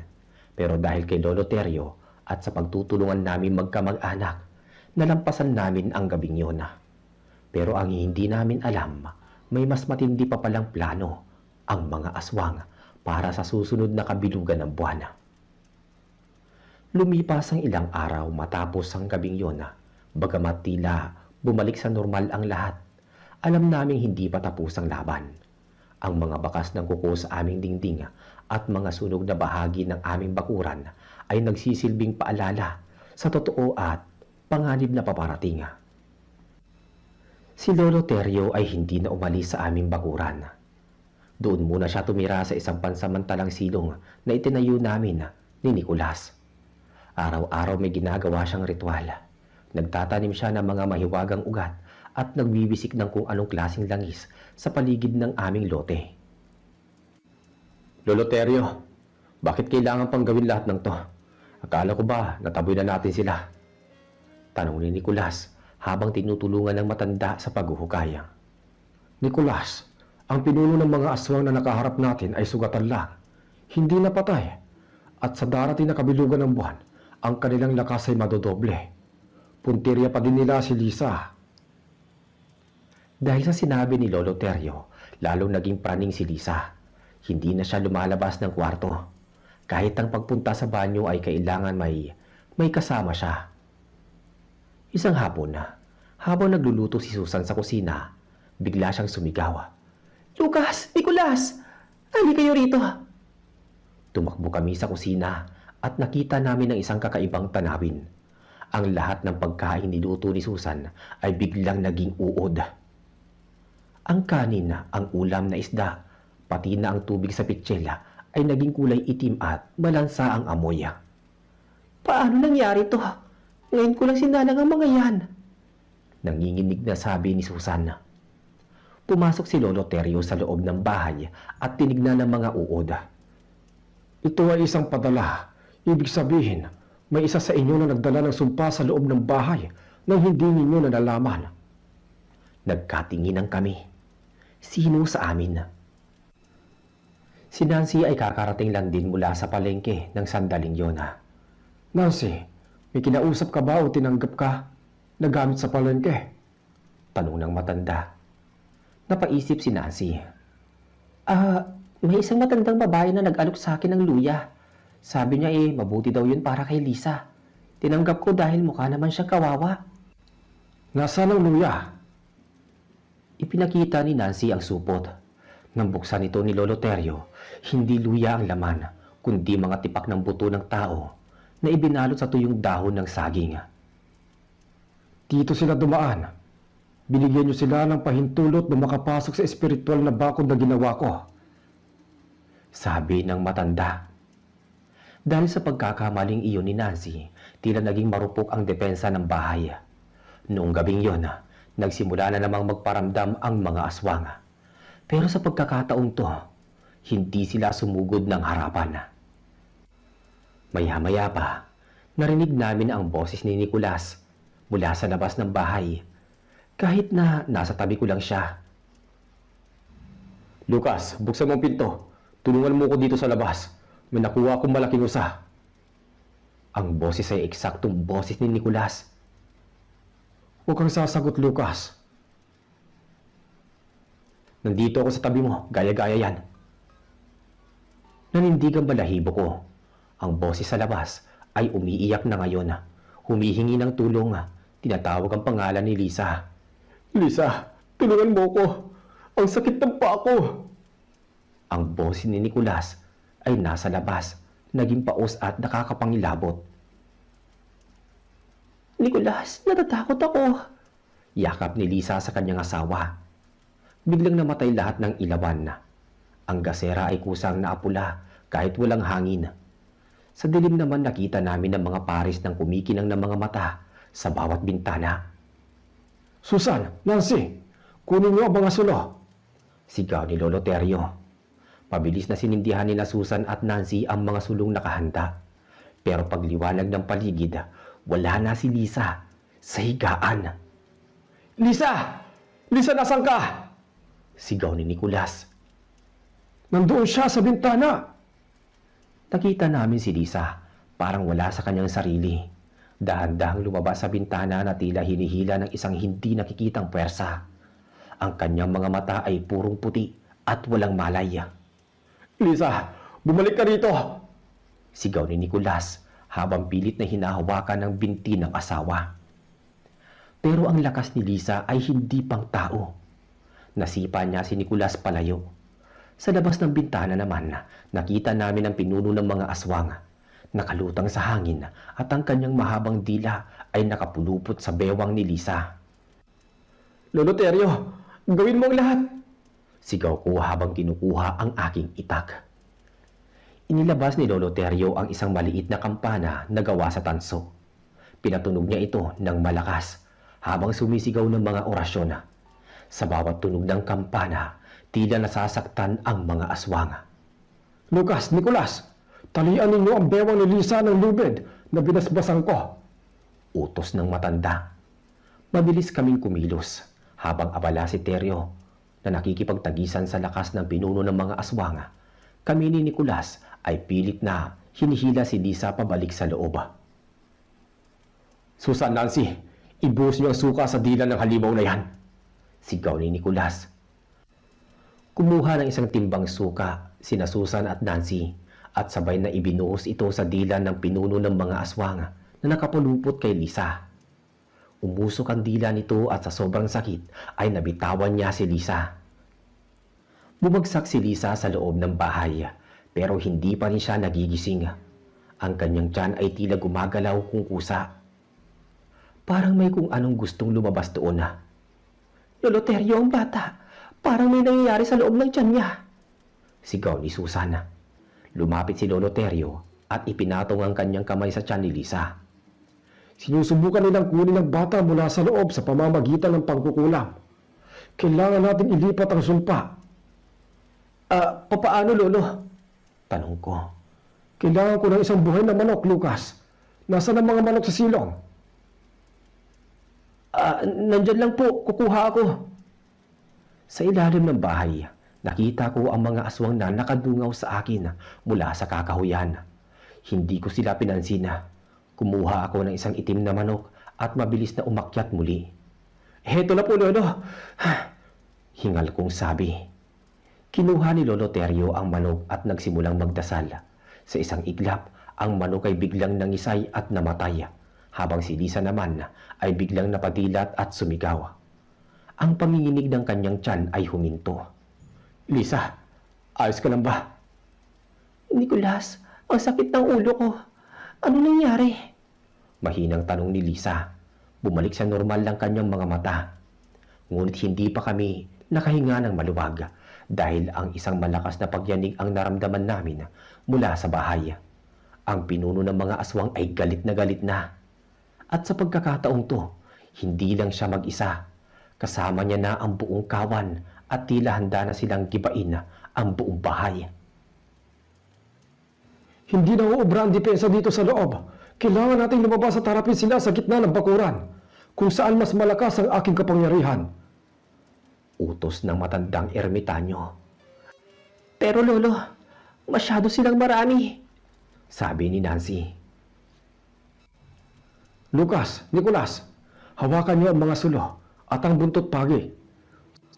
Susan, Nancy, bantayan niyo si Lisa sa depensang gagamitin ko. Walang aalis sa loob ng depensa. Utos ng ermitanyo. Lumabas kaming lahat sa gitna ng bakuran. Gumuhit si Lolo Terio ng isang malaking bilog gamit ang asin at tuling. Sa gitna nito ay nakaupo si Lisa habang nakapaligid sa kanya sina Susan at Nancy. Kami ni Nicolas at Lolo Terio ang nasa labas ng bilog, handang makipagpatayan. Ang kabilugan ng buwan ay nasa ituktok na. Ang liwanag nito ay tila nagbibigay ng kakaibang anyo sa mga aswang. Ang kanilang mga balat ay nagiging kulay abo at ang kanilang mga kuko ay lalong humahaba. Ngayong gabi, matatapos ang iyong pananakot sa baryo. Sigaw ng ermitanyo habang tinataas ang kanyang asul na nagliliyab na tungkod. Ang pinuno ng mga aswang ay bumaba mula sa puno at lumapag sa lupa. Nagbagong anyo siya. Ngayon ay mukha na siyang dambuhalang aso na may mukha ng tao. Teryo, sa gabing ito, kakainin ko ang iyong puso. Ungol ng pinuno. Doon nagsimula ang pinakamatinding labanan na naranasan ko sa buong buhay ko, Mr. Narrator. Ang kawan ng mga aswang ay sabay-sabay na sumugod mula sa lahat ng direksyon. Hindi ko malilimutan ang itsura ng langit noong gabing yon. Ang buwan ay parang isang malaking matang nakatingin sa amin. Mapulang-mapula at tila nagbibigay ng lakas sa mga halimaw. Sa hudyat ng pinuno ng mga aswang, sabay-sabay silang sumugod. Huwag kayong tatalikod. Nicolas, Lucas, sa kanan at kaliwa kayo. Isang aswang na ang anyo ay parang payat na tao na may pakpak ang sumunggab sa akin. Ramdam ko ang hangin ng kanyang paghampas. Buong lakas kong ibinasiwas ang buntot pagi na aking hawak. Lucas, sa likod mo!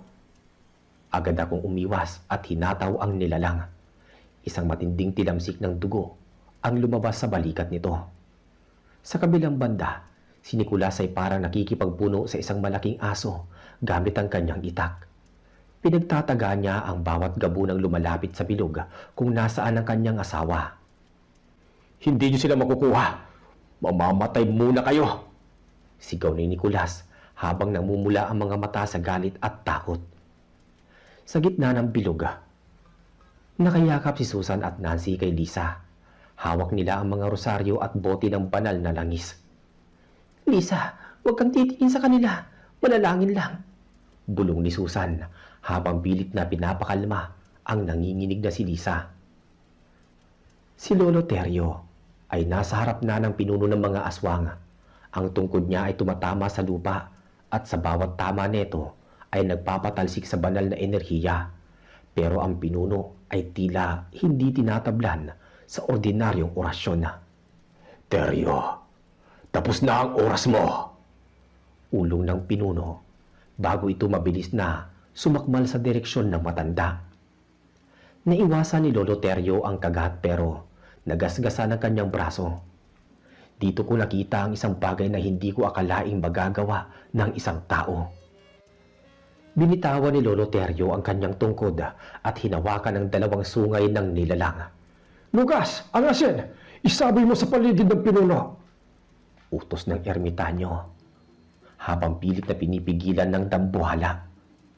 Kinuha ko ang sako ng asin na nasa paanan ko. Kahit may mga gabunan na pilit na humahablot sa damit ko, tumakbo ako paikot sa kanila. Nancy, Susan, tulungan niyo si Lucas. Sigaw ni Nicolas habang hinahawi ang mga aswang na humaharang sa akin. Mabilis na lumabas ng kaunti sa bilog si Nancy at kumuha din ng asin. Sabay naming isinaboy ang mga asin sa paligid ni Terio at ng pinuno ng mga aswang. Nang makabuo kami ng sinising na asin, biglang nagliyab ang lupa. Ngayon na! Sigaw ni Lolo Terio. Binunot ni Lolo Terio ang isang maliit na balisong na gawa sa pilak mula sa kanyang bewang. Tinarak niya ito sa mismong leeg ng pinuno. Isang nakanginginong hiyaw ang bumalot sa buong gubat. Ang mga gabunang sumusugod sa amin ay biglang napatigil at nagsimulang mangisay. Ang kanilang buhay ay nakatali sa kanilang pinuno. Paliwanag ng ermitanyo. Akala namin ay tapos na ang lahat, pero habang naglalaho ang pinuno, isang malakas na iyak ng sanggol ang narinig namin mula sa loob ng bilog. "Lisa, ang bata!" sabi ni Susan. Napatingin siya kay Lisa. Ang kanyang tiyan ay biglang lumitaw, ang mga marka ng kuko na mula sa loob. Isang maliit na aswang ang nakalusot. Isang malakas at pinakamabilis. "Lisa!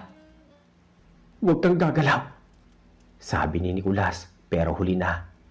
Itinarak ng maliit na aswang ang kanyang kuko sa balikat ni Lisa at may ibinulong na kung anong salita. Biglang nawalan ng malay si Lisa at naging kulay ubi ang kanyang buong katawan. "Hindi maaari ito," sabi ni Nicolas habang tinataga ang maliit na halimaw hanggang sa maging pira-piraso ito. Lumapit si Lolo Terio, hingal na hingal at duguan. Tinignan niya ang kalagayan ni Lisa. Ang kanyang mukha ay napuno ng lungkot. Lolo, ano nangyari sa asawa ko? Bakit ganito ang kulay ng balat niya? Tanong ni Nicolas sa naiiyak na boses. Ipinasa ng huling aswang ang sumpa ng Gabon. Hindi sila papayag na matalo ng walang nadadamay. Ang lason ay kumalat sa dugo ni Lisa at ng bata.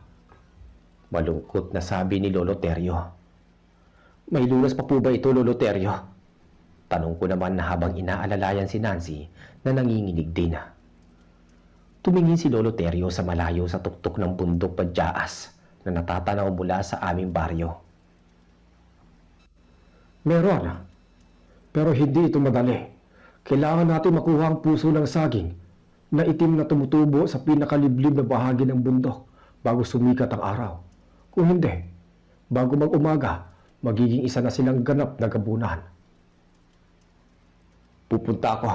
Kahit anong mangyari, kukunin ko yun," determinadong sabi ni Nicolas. "Sasama ako sa iyo, Nicolas. Hindi mo kaya mag-isa doon," sabi ko naman. Nicolas, Lucas, makinig kayo. Ang bundok na iyon ay hindi lang tirahan ng mga aswang.